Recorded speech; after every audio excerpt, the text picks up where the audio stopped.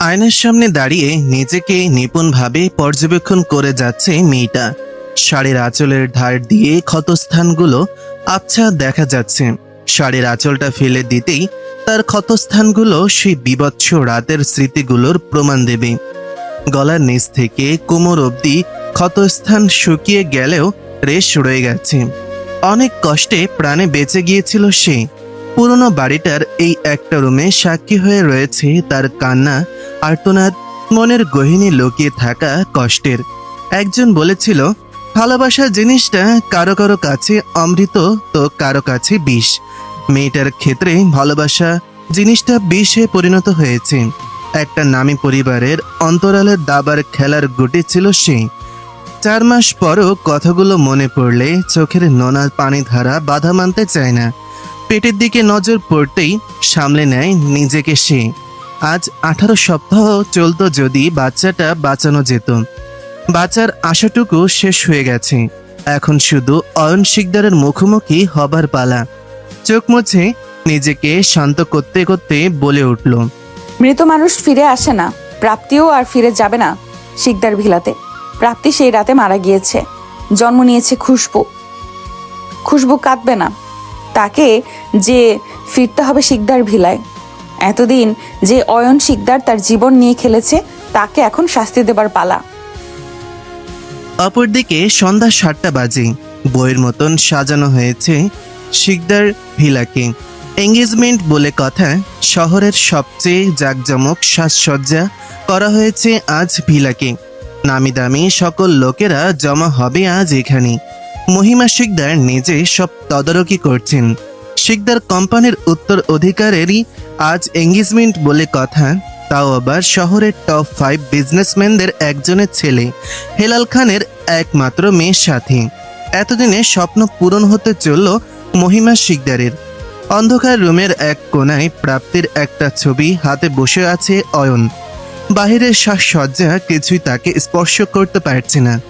4টা মাস পাগলের মতন খুঁজেছে প্রাপ্তিকে, কিন্তু তার ছায়াকেও খুঁজে পায়নি সে। এক পাশে কিছু মদের বোতল, আর এক পাশে প্রাপ্তির ছবি, তার লেখা শেষ নোটটা, তার প্রেগন্যান্সি রিপোর্ট, আর মাঝে অয়ন। সব মেনে নিলেও এখনো প্রাপ্তির মৃত্যুটাকে মেনে নেয়নি অয়ন। তার বিশ্বাস পৃথিবীর কোনো এক কোণে প্রাপ্তি লুকিয়ে আছে। যেদিন তার রাগ ভেঙে যাবে সেদিন ফিরে আসবে সে। দরজায় কড়া নাড়ায় বিরক্ত হয়ে চেঁচিয়ে বলে ওঠে অয়ন, আমার ঘরে কেউ ঢুকবে না, মানা করেছি তো একবার। কেন আসো তোমরা? আজ তোমাদের জন্য আমার মায়াবতী আমার কাছে নেই। আমার বাচ্চার বেড়ে ওঠা আমি দেখতে পাচ্ছি না। আর কি চাই তোমাদের? সব ফেরত দিয়ে দিয়েছি তো, কি চাই? অয়ন, আমি আবরার, আমাকে অন্তত আসতে দে। কি দেখতে এসেছো? আজ আমার এনগেজমেন্ট অয়ন, প্লিজ আজ অন্তত পাগলামি করিস না। অয়নের জবাব না পেয়ে দরজা ঠেলে ভেতরে প্রবেশ করে আবরার। ঘরে একটা উটকো গন্ধ যেন ভেতরটাকে নাড়িয়ে দিতে সক্ষম। লাইটটা অন করতেই অয়নের মুখে বিরক্তির ছাপ ফুটে ওঠে। অন্ধকার যার চিরসঙ্গী, তার কি আলো পছন্দ হবে? চোখ কুচকে মুখ খিচে জিজ্ঞাসা করলো, কি চাই তোমার এখানে? দাদিজান অপেক্ষা করছে, তারা চলে এসেছে। একটা কথা বলবো ভাই, তোমার থেকে দুর্ভাগা আমি আমার লাইফে দেখিনি। অবশ্য আমিও যে কম তা নয়। দেখো না, আমি আমার পুরো পরিবার পাওয়া সত্ত্বেও একটা ভুল বোঝাবুঝির জন্য হারিয়ে ফেলেছি। তবে আমি জানতামই না আমার একটা অংশ প্রাপ্তির মাঝে রয়েছে। জানলে আমি তাকে মাথায় করে রাখতাম, নিজ থেকে আলাদা হতে দিতাম না। অথচ তুমি সব জেনে বুঝে নিজের পরিবারটা হারিয়ে ফেলছো। তোমার একটা ভুল, এখন একটি রক্ত মাংসের মানুষ। তুমি জানো তোমার একটি ছেলে আছে, অথচ তুমি কখনো তার মুখে বাবা ডাকটি শুনবে না। আমি কি যাইনি রাইসার কাছে? আমি কি চাইনি আমার পরিবারটা থাকুক? কিন্তু পেলাম কোথায়? হারিয়ে গেল রাইসা আমার ছেলেটিকে নিয়ে। সত্যি বলো তো, তুমি কি রাইসা আপুর জন্য তার কাছে গিয়েছিলে? হুম, তুমি মহিমা শিকদারের কথায় ছেলেটিকে ছিনিয়ে নিতে গিয়েছিলে। আচ্ছা, এই পাওয়ার প্রতিপত্তির জন্য তুমি ওই নিশি মেয়েটিকে বিয়ে তো করবে, কিন্তু ভালোবাসতে পারবে তো? তুমি নিজেও জানো রাইসা আপুর মতো ভালো তোমাকে কেউ বাসতে পারবে না। আমরা হয়তো ভালোবাসার যোগ্য নই, তাই তো ভালোবাসার উষ্ণতা পেয়েও আমরা দুজন হারিয়ে ফেলেছি। তুমি জেনে বুঝে হারিয়েছো, আমি না জেনে। হা হা হা। যাও, আজ তোমার বিশেষ দিন বলে কথা, আমাকে এর মধ্যে টেনো না। আমি আমার প্রাপ্তিকে নিয়ে ভালো আছি। আবরারের মুখে কথা নেই। অয়ন তো ভুল কিছুই বলেনি, সব পেয়েও হারিয়ে ফেলেছে। রাইসাকে এতটা কষ্ট দিয়ে ফেলেছে যে এখন তার ক্ষমা পাবে কিনা তাও জানে না। যখন আবরার অয়নকে তার ছেলে এবং রাইসার কথা বলেছিল, তখন নিজেকে স্বাভাবিক রাখতে পারেনি সে। নিজের ছেলেকে দেখার আকুলতায় ভুল করে ফেলেছে সে। মহিমা শিকদারকে ফোন করে সাথে সাথে জানায় এই খুশির খবর, কিন্তু মহিমা শিকদার এতটা স্বার্থপর হবে এটা কল্পনা তো আনেনি আবরার।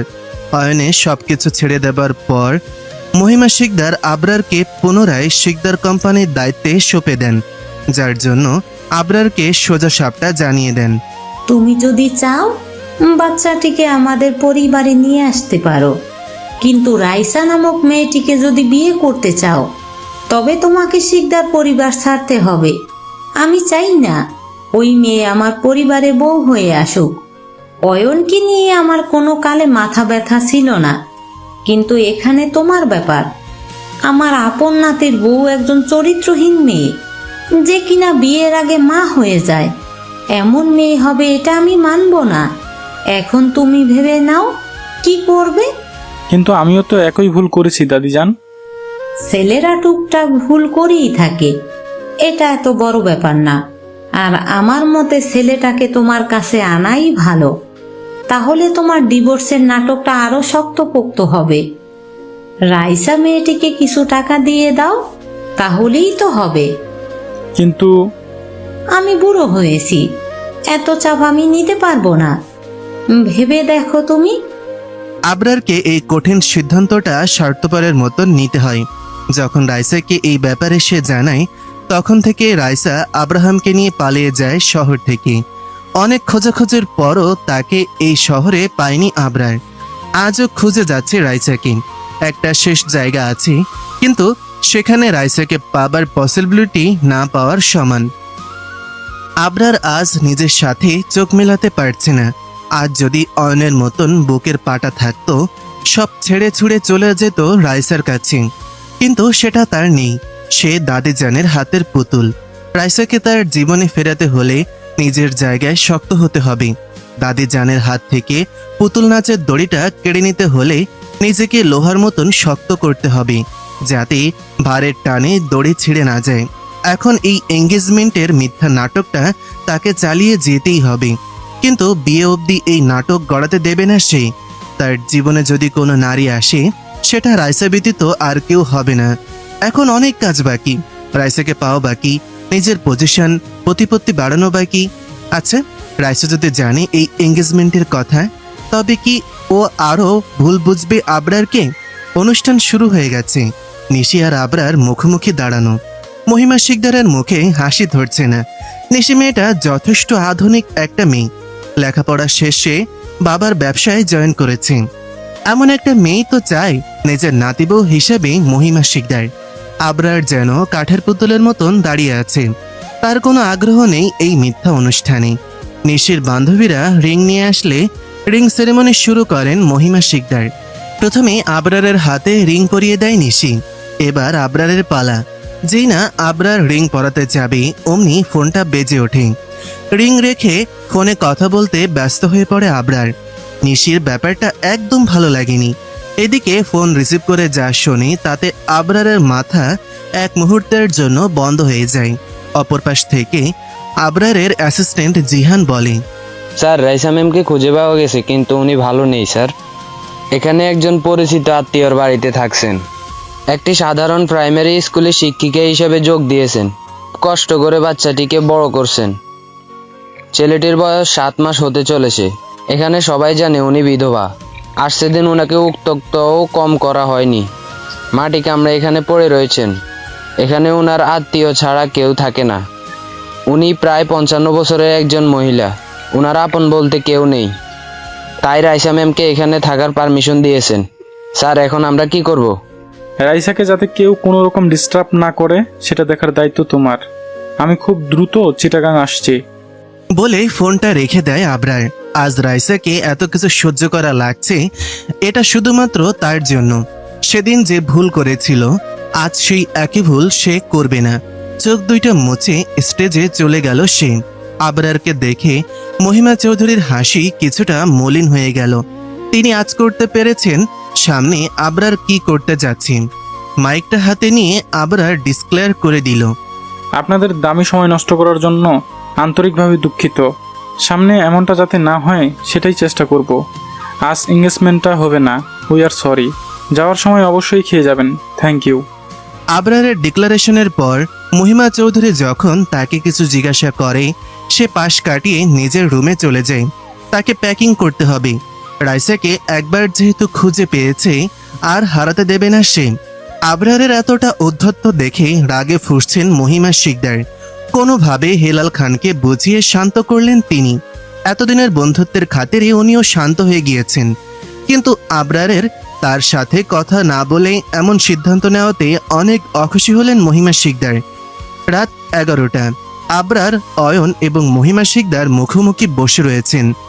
অয়নের অনিচ্ছা থাকা সত্ত্বেও আবরারের কথায় এই মিটিংয়ে রাজি হয়েছে। নীরবতা ভেঙে মহিমা বেগম বলে উঠলেন, হুট করে কি এমন হলো যে আমার মান সম্মানের তোয়াক্কা না করেই তুমি এই প্রোগ্রামটা নষ্ট করে দিলে? তুমি জানো আমি কতটা অপমানিত হয়েছি? হেলাল আমাকে সম্মান করে, তাই কিছু বলেনি। এখন কি আমি জানতে পারি কি এমন হয়েছে? আমি কাল চিটাগং যাচ্ছি। ওখানে একটা খুব বড় ইস্যু হয়ে গেছে। আমাদের প্রজেক্ট অর্ধেক কাজেই থেমে গেছে। তাহলে সেটা অয়ন হ্যান্ডেল করবে। তাতে কি খুব কিছু যায় আসবে? যায় আসবে। মানুষের জানা উচিত শিকদার কোম্পানির মালিক আমি, অয়ন নয়। এই 1 বছরেরও বেশি আমি ছিলাম না। সবাই অয়নকেই এই কোম্পানির হেড মেনে নিয়েছে। আমি যেন কিছুই পারি না। আমি চাই এই ইস্যুটাকে আমি হ্যান্ডেল করি। আপনার যদি এতে আপত্তি থাকে আমি কিছু বলবো না। মহিমা শিকদার আবরারের কথা শুনে মনে মনে খুশি হন। তার মুখে প্রশান্তির হাসি ফুটে ওঠে। অপরদিকে অয়নের মুখেও বাঁকা হাসি ফুটে ওঠে। অয়ন খুব ভালো করে বুঝতে পারে প্রজেক্টের জন্য এভাবে ছুটে যাওয়ার মানুষ আবরার নয়। আবরার আবার বলে ওঠে, এতদিন অয়ন এখানে সামলে এসেছে, এতেও কোনো বড় ইস্যু এখানে নেই। তাই এই 1 মাস অয়ন সামলাতে পারবে। আপনি 2 মাস সময় ওনাদের কাছে নিয়ে নেন। আমার উপর ভরসা রাখেন, আমি আপনার বিশ্বাস ভাঙব না। এই না হতো আমার নাতি। আমি ওনাদের সাথে কথা বলে নিব। আর অয়নকে বলে রাখি, ভেবে নাও এখানে দায়িত্ব তোমাকে দেওয়া হচ্ছে বলে তুমি সব সিদ্ধান্ত নিতে পারবে। এই 1 মাস তুমি আবরারের সাব ইউনিটি হিসাবেই থাকবে। মহিমা শিকদারের কথা শুনে মুচকি হেসে অয়ন বলে, আমি তো সবসময় ভাইয়ের সাবস্টিটিউটই ছিলাম, এত ভাববেন না। আমার যদি আর কোনো কাজ না থাকে আমি কি রুমে যাব? যাও। অপরদিকে দরজায় কড়া নাড়লে প্রাপ্তির ঘুম ভেঙে যায়। ঢুলু ঢুলু চোখে দরজা খুলতেই দেখে বাইরে নিশান দাঁড়ানো। নিশান সেই ব্যক্তি যার গাড়িতে সেই রাতে প্রাপ্তির অ্যাক্সিডেন্ট হয়েছিল। একজন শোভাকাঙ্ক্ষী বন্ধুর মতন নিশান প্রাপ্তিকে আগলিয়ে রেখেছে এই 4টা মাস। প্রাপ্তির অতীত সম্পর্কে সে কিছুই জানে না। প্রাপ্তি যখন বেঁচে উঠেছিল তখন তার অতীত জানার অনেক চেষ্টা করেছিল নিশান, কিন্তু প্রাপ্তির একটাই কথা, তার কিছুই মনে নেই। তাই আর ঘটায়নি সে। তার নাম দেয় খুশবু। অনেকদিন যাবৎ প্রাপ্তির জন্য চাকরি খোঁজার চেষ্টা করে গেছে সে, কিন্তু পারেনি। তাই নিজের বাড়িতে একটা রুম ভাড়া দেয় তাকে। নিশানের মা বাবা খুশবুকে নিজের মেয়ে হিসেবেই ভালোবেসে এসেছে। অসহায় মেয়েটা তাদের ছেলের গাড়ির নিচে পড়ে নিজের বাচ্চাকেও হারিয়েছে। বাঁচার আশা এতটুকুও ছিল না। ওপরওয়ালার হাতে ধরে বাঁচিয়ে দিয়েছে তাকে। নিশান এত রাতে আসার মতন লোক না। হুট করে এত রাতে তাকে দেখে খুবই অবাক হয় প্রাপ্তি। আপনি এত রাতে? তোমাকে ডিস্টার্ব করার জন্য সরি। আসলে আমার এক বন্ধুর ফোন এসেছিল। তোমার চাকরির ব্যবস্থা সে করে দিতে পারবে, কিন্তু তোমাকে ঢাকা যেতে হবে। আনোয়ার কোম্পানি অ্যান্ড লিমিটেড এর মেইন অফিসে একটা পোস্ট ফাঁকা আছে। আমার বন্ধু ওখানে চাকরি করে। ও তোমার সিভি জমা দিয়ে দিয়েছে। ওরা পরশু ইন্টারভিউ নেবে। তুমি কি যাবে? আচ্ছা, আমার কোনো সমস্যা নেই। এমনিতেও আমি ঢাকা যেতে চেয়েছিলাম। অতীতের কিছু প্রশ্নের উত্তর যে আমার চাই। তোমার কি কিছু মনে পড়েছে? না, তবে ওখানে যেহেতু আমার অতীত, তাই সেখানে গেলেই উত্তরগুলো পাবো। বেশ, আমি কাল তোমাকে নিয়ে যাব। এতদিন আমাকে আশ্রয় দেবার জন্য ধন্যবাদ। এটা আমার দায়িত্ব ছিল। আচ্ছা, একটা কথা জিজ্ঞেস করবো? করুন। তোমার হাজবেন্ডকে যদি খুঁজে না পাও তুমি কি তোমার জীবন নতুন করে শুরু করবে না? আমি জানি না, আমার প্রশ্নের উত্তরগুলো না পাওয়া অবধি আমি সত্যি জানি না কি করব। এতদিন তোমাকে বলিনি, তবে আজকে কিছু জিজ্ঞেস করবো, উত্তর দেবে? জি বলুন। যদি কোনোদিন অতীতকে প্রত্যাখ্যান করো, তবে কি আমি তোমাকে ভবিষ্যতে মানতে পারবো? আজ উত্তর দিতে হবে না, তুমি ভেবেচিন্তে উত্তর দিও। আমি কিছু ভাবিনি এই ব্যাপারে। প্লিজ ভেবে দেখো। বলে নিশান বেরিয়ে যায়। প্রাপ্তি তখনও সেখানে দাঁড়িয়ে রয়েছে। যতই অয়নের প্রতি রাগ অভিমান জমে থাকুক, সে অয়নের জায়গা কাউকে দিতে পারবে না। অয়ন হয়তো তাকে ভুল বুঝে অন্য কাউকে নিজের জীবনে জায়গা দিয়েছে, ধুমধাম করে এঙ্গেজমেন্ট করেছে, কিন্তু প্রাপ্তি এখনো তার মনের গহীনে অয়ন নামক মানুষটাকে পুষে রেখেছে। সেই অয়নের সাথে বোঝাপড়া এখনো বাকি, যে কিছু প্রশ্নের উত্তর পাবার সময় চলে এসেছে, শুধু সময়ের অপেক্ষা। 2 দিন পর সকাল 9টার মধ্যে স্কুলে ঢুকতে হবে রাইসাকে। আব্রাহামকে রেখে যেতে মন চায় না, মাত্র বসা শিখেছে ছেলেটা, কিন্তু উপায়ন্তর না পেয়ে চাকরিটা করতেই হবে। রেশমা আন্টি এই বিপদে থাকার জন্য ছাদ দিয়েছেন এই কত। ছেলে আর নিজের ভরণ পোষণের খরচটা তো তারই চালাতেই হবে। শরীরটা দিন দিন খারাপের দিকেই যাচ্ছে। প্রেগন্যান্সির সময় থেকে কিছু কমপ্লিকেশন রয়েই গিয়েছে। মাঝে মাঝে ভয় হয় ছেলেটাকে একা করে না দিয়ে না ফেরার দেশে চলে যাবে না তো সে। না না, এসব কি ভাবছে? এখনো কত দায়িত্ব বাকি। চিকিৎসা করাতে হবে, কিন্তু টাকাও তো লাগবে। এখন বিভিন্ন টেস্ট করতেই 10,000 টাকা পকেট থেকে খসে পড়ে। রেশমা বেগমের কাছে ছেলেকে বুঝিয়ে দিয়ে স্কুলের দিকে রওনা দেবে রাইসা। দরজা খুলে বের হতেই পা জমে গেল তার। দরজার বাইরে সেই মানুষটা দাঁড়ানো, যার কাছ থেকে পালাতেই এই দূরের শহরে ছেলেকে নিয়ে বহু কষ্টে জীবন কাটাচ্ছে সে। আবরার রাইসাকে প্রায় বছরখানেক পর দেখছি। গোল গোল চেহারার ফর্সা মেয়েটা যেন হাড্ডিসার হয়ে গেছে। আজ তার চোখে নেই সেই ঔজ্জ্বল্য, চোখের নিচের কালি যেন নির্ঘুম রাতের বর্ণনা দিচ্ছে। একপাশে বেনুনি করে কালো শাড়ি পরিহিতা নারী একসময় সকল হাসির কারণ ছিল তার, অথচ আজ এই নারীর সকল কষ্টের কারণ সে। তার জন্য এই নারীটাকে সকল প্রকার বঞ্চনা মুখ বুজে সহ্য করতে হয়েছে। আবরার 2 কদম এগিয়ে রাইসার সামনে এসে দাঁড়ায়। রাইসা এখনো চুপটি করে দাঁড়িয়ে আছে। মনের মধ্যে কিছু ভয় জড়তা মনের মধ্যে উকি দিচ্ছে। তবে কি আব্রাহামকে কেড়ে নিতে এত দূর চলে এসেছে সে? আবরার নীরবতা ভাঙতেই বলে উঠল, কেমন আছিস রাইসু? কথা বলবি না? ভয় নেই, ছেলেকে নিতে আসিনি, বরং মা ছেলে দুজনকেই একসাথে নিয়ে যেতে এসেছি। বড্ড দেরি করে ফেলেছি, তাই না রে? অনেক ভুল করেছি, হয়তো সেই ভুলের ক্ষমা হয় না, কিন্তু এই একটা বছর আমি যা বুঝেছি তা হলো আমার তোকে দরকার, খুব করে দরকার। তুই যে আমার রক্তে মিশে আছিস রাইসা, আমার তোকে ছাড়া চলবে না। এই কয়েক মাস পাগলের মতো খুঁজেছি তোকে, আমি সেদিন বাধ্য ছিলাম, আজ নই। আমি তোর কাছ থেকে আব্রাহামকে কখনো কেড়ে নিব না, আমার যে আমার পুরো পরিবার চাই। রাইসু প্লিজ একটা সুযোগ দে, আমি নিজেকে তোর যোগ্য করে তুলব, তোকে কোনো কষ্ট পেতে দিব না, প্লিজ রাইসু। এতক্ষণ চুপ করে আবরারের কথা শোনা যাচ্ছিল রাইসা। এতদিনের কষ্টগুলো যেন তাজা হয়ে উঠেছে আবরারকে দেখে। আবরার যে কথাগুলো বলল, কথাগুলো শোনার প্রতীক্ষা এতগুলো বছর সে করেছে। চোখ থেকে না চাইতো সোডিয়াম আর পটাশিয়াম ক্লোরাইড মিশ্রিত জল গড়িয়ে পড়ছে। এটা অতীব খুশিতে নাকি সদ্য তাজা হওয়া মনের ক্ষততে, এটা বুঝতে পারছে না রাইসা। খুব কষ্টেই নিজেকে সামলিয়ে বলে ওঠে, সময়টাও ঠিক মতো বলতে পারলি না। 1 বছর নয়, 1 বছর 2 মাস 13 দিন। যখন আমার তোকে সব থেকে বেশি দরকার ছিল, তখন আমি তোকে কাছে পাইনি। তোর কাছে আব্রাহাম কোনোদিন তোর ছেলে ছিলই না, ও শুধুমাত্র 1 রাতের ভুল ছিল। তুই তো ওকে অ্যাভয়েড করতে চেয়েছিলি। সত্যি বলতে আজ থেকে কয়েক মাস আগেও যদি তুই এই কথাগুলো বলতি, আমি মেনে নিতাম। আমি হয়তো তোর ভালোবাসায় অন্ধ হয়ে তোকে ক্ষমা করে দিতাম, তোর সাথে পরিবার সাজানোর কথাও ভাবতাম। কিন্তু আজ না। কাল তোর দাদিজান আবার যখন আদেশ দিবে, তুই আবার আমাকে একা করে দিবি। আফটার অল তুই কোম্পানির মালিক বলে কথা। এত সবকিছু পেয়ে সেগুলো ছেড়ে দেওয়ার মতো সাহস কি তোর আদেও আছে? আমি সত্যি বলছি, তুই একবার আমাকে বিশ্বাস করে দেখ। আমি দাদিজানকে ভালোবাসি ঠিকই, কিন্তু ওনার অন্যায় আবদার আর মেনে নিব না। প্লিজ রাইসু। রাইসু না, রাইসা, রাইসা ইসলাম। আমার সাথে তোর কোনোদিন কোনো কিছু ছিল না, হবেও না। ভালো তো বেসেছি, তার শাস্তিও পাচ্ছি। তাই অহেতুক আর কথা বাড়াবো না, আমার তারা আছে, নিজের সময় নষ্ট করিস না। বলেই পাশ কাটিয়ে চলে যেতে নিলে আবরার হাত টেনে তাকে নিজের কাছে নিয়ে কানে মুখ লাগিয়ে বলে, বড্ড বেশি অভিমান জমে গেছে। আজ হয়তো আমার কথায় তোর বিশ্বাস হবে না, কিন্তু কথা দিচ্ছি তোর অভিমানগুলোকে আবার ভালোবাসায় পরিণত করব। নিজেকে তোর এবং আব্রাহামের যোগ্য প্রমাণ না করা অবধি আমি যাচ্ছি না। আমি এজন্য ভালোবাসি না যে তুই আমার বাচ্চার মা, আমি তোকে ভালোবাসি কারণ তুই আমার রন্ধ্রে মিশে আসিস। তোকে যে আমার চাই, খুব করে চাই, তুই আমার হতে বাধ্য। রাইসা কোনো রকম ধাক্কা মেরে আবরারকে নিজের কাছ থেকে সরিয়ে দেয়। আবরার টাল সামলাতে না পেরে খানিকটা দূরে সরে যায়।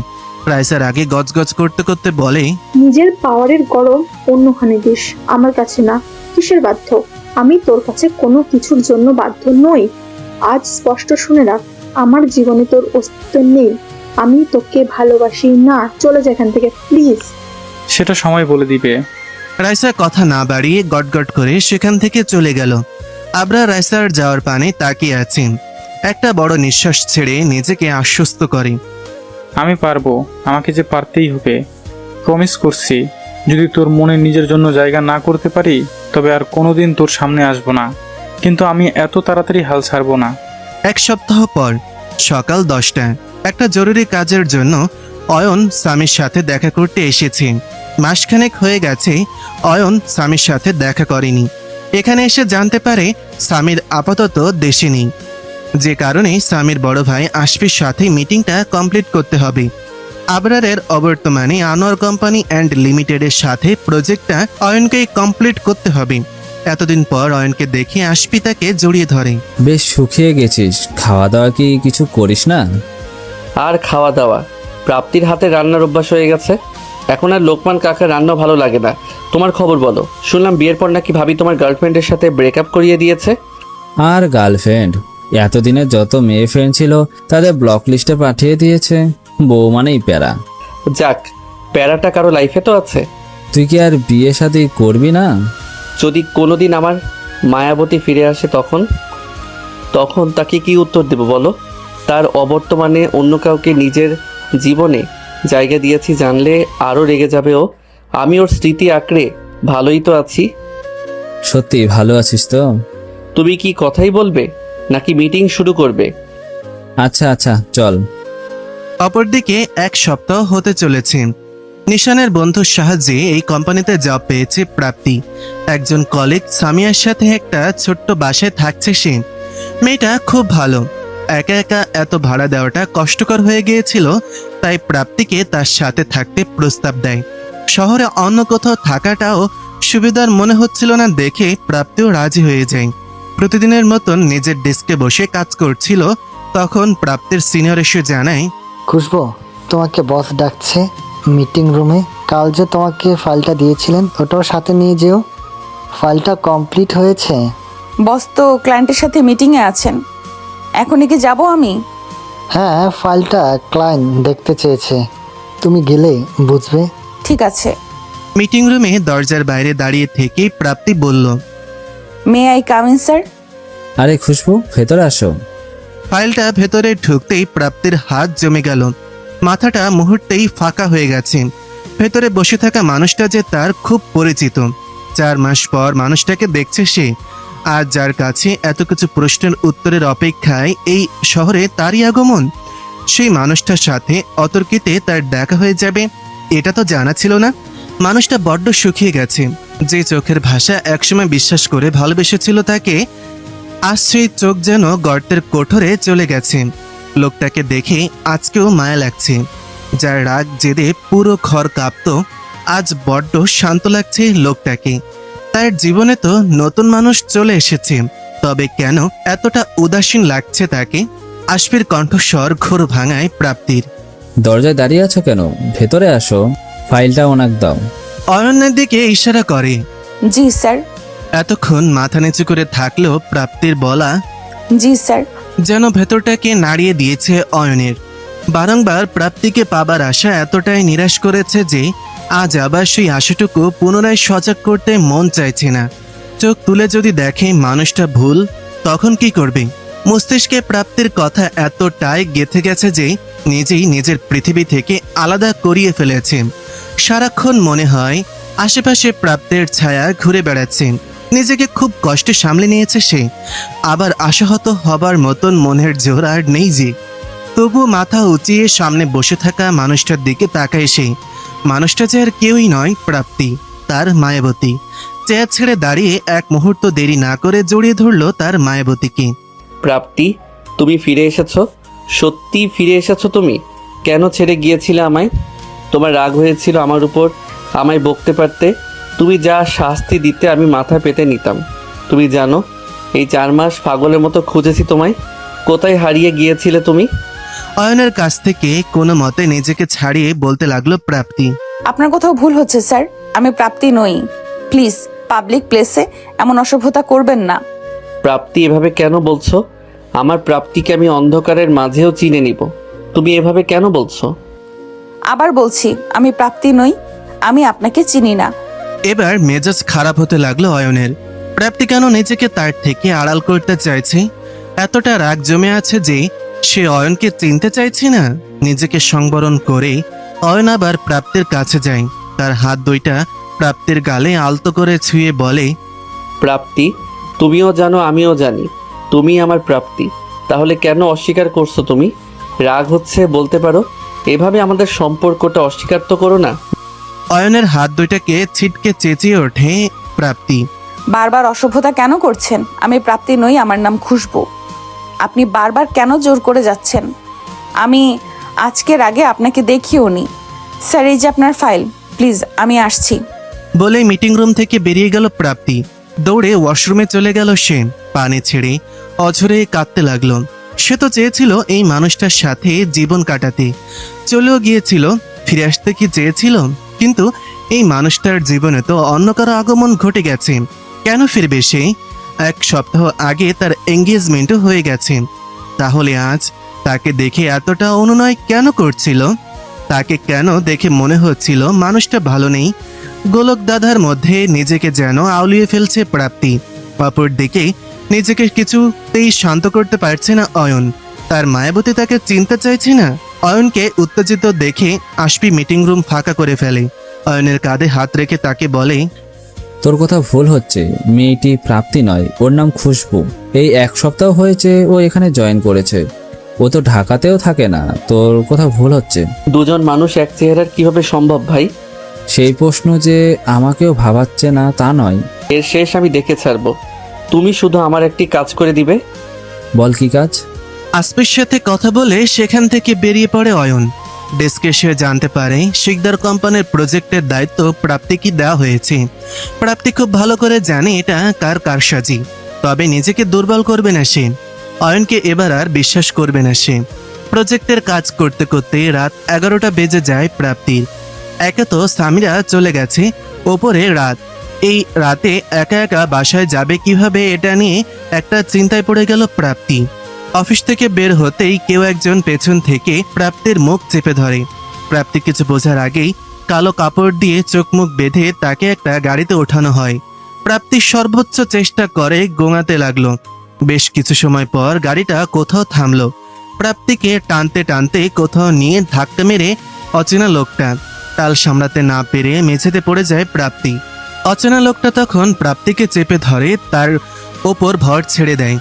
লোকটার গরম নিঃশ্বাস যেন প্রাপ্তির ভেতরটাকে পুড়িয়ে দিচ্ছিল। নিজেকে ছাড়ানোর চেষ্টা করো যখন ব্যর্থ প্রাপ্তি নিজেকে আর সংযত রাখতে পারে না। মুখের গোঙানি ক্রমশ বেড়েই চলেছে। অচেনা মানুষটা প্রাপ্তির গলায় জোরে একটা কামড় দিতেই ব্যথায় কুকড়ে ওঠা প্রাপ্তি তারপর প্রাপ্তিকে রেখে সেখান থেকে বেরিয়ে যায়। বেশ কিছুক্ষণ কোনো সাড়া শব্দ না পেলে প্রাপ্তি নিজের চোখ ও মুখের বাঁধন খুলে ফেলে। আশেপাশে শুনশান নীরবতা, কেউই নেই। আশেপাশে কাউকে দেখতে না পেয়ে খানিকটা স্বস্তির নিঃশ্বাস ফেলে প্রাপ্তি উঠে দাঁড়াতেই যাবে, পাশে একটা চিরকুট পেয়ে খুবই অবাক হলো সে। চিরকুট খুলতেই নজর পড়ে, আবার দেখা হবে। প্রথমে ভেবেছিল এইরকম কাজ অয়নই করতে পারে, কিন্তু হাতের লেখাটা অচেনা। যদি অয়ন না হয় তবে কে হতে পারে? আগেও অয়ন তাকে পাগল প্রমাণ করতে নানা রকম জঘন্য প্ল্যান করেছে। এবারও কি এমন কিছু করেছে? অবাক্যর ব্যাপার, জায়গাটা একটা দোকান বা তার বাসার পাশের গলিতে। অচেনা লোকটা তাকে এখানে কেন নিয়ে আসলো? যদি তার কোনো খারাপ মতলব থাকতো তবে তো নীরব কোনো জায়গায় নিয়ে যেতে পারতো। মাথাটা বড্ড ব্যথা করছে। তখন পড়ে যে মাথায় বেশ জোরে আঘাত পেয়েছে সে, হাঁটুও খানিকটা ছিলে গেছে। খুব কষ্টে বাড়ির পানে রওনা দিল। বাসায় পৌঁছে ফ্রেশ হয়ে বারান্দার গ্রিল ধরে দাঁড়ালো প্রাপ্তি। গলার জায়গাটা এখনো জ্বলছে। নিজেকে শান্ত করাটা এখন খুব জরুরি হয়ে পড়েছে। কিছুতেই নিজেকে শান্ত করতে পারছে না। আজ অয়নকে দেখে মন বারবার চাইছিল যা হয়েছে ভুলে যা, মানুষটা ভালো নেই। কিন্তু 4 মাস আগে ঘটে যাওয়া ঘটনা তাকে বারংবার অয়নের প্রতি ঘৃণা বাড়িয়ে দিচ্ছে। মানুষের ভেতর কত রূপ থাকে সেটা বোঝা যে খুব কঠিন। সোডিয়াম লাইটের আলো প্রাপ্তির অতীতের কালো দাগ যেন আরো স্পষ্ট করে তুলেছে। প্রাপ্তি তো ফিরে যেতে চেয়েছিল, কিন্তু সে পথ অয়ন নিজেই বন্ধ করে দিয়েছিল। অ্যাক্সিডেন্টে যখন বাচ্চাটা হারিয়ে প্রাপ্তি নিঃস্ব, তখন বাচ্চার তাগিদে খড়কুটোটুকু জড়িয়ে ধরতে চেয়েছিল। নিজের ভঙ্গুর সম্পর্কটাকে নতুন রূপ দিতে চেয়েছিল সে, কিন্তু তার হলো কই। অয়নকে ফোন দিয়েছিল, তখন একটা মেয়ে কণ্ঠস্বর ফোনটা রিসিভ করে। প্রাপ্তি কিছু বলার আগেই মেয়েটা বলে, হ্যালো, কে বলছেন? অয়ন বাথরুমে আছে, আমাকে বলতে পারেন। হ্যালো অয়ন, বের হও, কেউ তোমাকে ফোন করছে। কে ফোন করেছে? জানি না, চুপ করে আছে। রেখে দাও, গুরুত্বপূর্ণ সময়ে শুধু ফাউল রং নাম্বারে ফোন আসে। রেখে দাও আর তুমি এখানে আসো। আচ্ছা। ফোনের অপর পাশে অয়ন আর মেয়েটার কথোপকথন শুনে অয়নের প্রতি ভালোবাসাটুকু শূন্য হয়ে যায়। সে তো ভালোই আছে, শুধু শুধু তার জীবনে অনাকাঙ্ক্ষিত ব্যক্তি হয়ে ফিরে যাবার তো দরকার নেই। হয়তো তার প্রয়োজন অয়নের জীবনে ফুরিয়ে গেছে, থাক সে তার নিজের মানুষকে নিয়ে। প্রাপ্তি না হয় মরে গেছে সারা জীবনের জন্য। সেদিনের পর থেকে প্রাপ্তি নিজ আত্মসত্তাকেও প্রকাশ করতে দেয়নি। অয়ন ও তার পরিবার বহুবার তাকে তার অতীত সম্পর্কে জানতে চেয়েছে, কিন্তু প্রাপ্তি লুকিয়ে গেছে। তবে মনের মাঝে হাজার প্রশ্ন উকিঝুঁকি দেয়। কেন অয়ন প্রাপ্তির সাথেই এমন করেছে? যদি একটা বাচ্চাই প্রয়োজন ছিল তবে প্রাপ্তি কেন? আর কত মেয়ে রয়েছে যারা টাকার বিনিময়ে সব করতে রাজি। কেন অয়ন প্রাপ্তির জীবনটাকে ছাড়খাড় করতে চলে এলো? অতীতের কথা মনে পড়তেই চোখ ভিজে এসেছে। কাল সকালে ওই মানুষটাকে আবার দেখতে হবে। মাথা ব্যথাটা তীব্র থেকে তীব্রতর হচ্ছে। কখন যে ঘুমের দেশে পাড়ি দিয়েছে প্রাপ্তির নিজেরও হুঁশ নেই। অপরদিকে রাত 3টা। আব্রাহামের কান্নায় ঘুম ভেঙে গেছে রাইসার। বাচ্চাটার খুব জোরে জোরে কাঁদছে। সচরাচর এভাবে আব্রাহাম কখনোই কাঁদে না। মাথায় হাত রাখতেই চমকে ওঠে রাইসা। গা জ্বরে পুড়ে যাচ্ছে বেচারার। এত রাতে কোথায় যাবে, কি করবে, কিছুই মাথায় কাজ করছে না তার। দৌড়ে রেশমা বেগমের ঘরে যায়, তাকে ঘুম থেকে জাগায়। রাত 3টায় ছেলেকে কোথায় নিয়ে যাবে বুঝতে পারছে না সে। রাইসার উত্তেজনা শান্ত করতে রেশমা বেগম বললেন, আচ্ছা রাইসা, শান্ত হও, কিছু হবে না, আমি ড্রাইভ করে নিয়ে যাচ্ছি দরকার হলে। সরি আন্টি, আপনাকে এত রাতে এইভাবে হয়রানি করার জন্য। আব্রাহাম আমার সব আন্টি, আমি ওকে ছাড়া সত্যিই কিছু ভাবতে পারি না। ইটস ওকে, চলো আমি চাবি নিয়ে আসছি। বাইরে বের হতেই একটা কালো গাড়ি দেখে অবাক রাইসা। গাড়িটা আবরারের, তার মানে বান্দা এখনো যায়নি। বিগত 7 দিন লোকটা গাড়ি নিয়ে তার বাড়ির সামনেই বসে থাকে। সকাল সন্ধ্যা এইভাবে রাইসার সামনে ঘুরঘুর করে উত্ত্যক্ত করাই এই বান্দার মূল উদ্দেশ্য। যেন আঠার মতন লেগে আছে রাইসার সাথে সে। রাইসা রেশমা বেগমকে হন্তদন্ত হয়ে বের হতে দেখে গাড়ি থেকে বেরিয়ে আসে আবরার।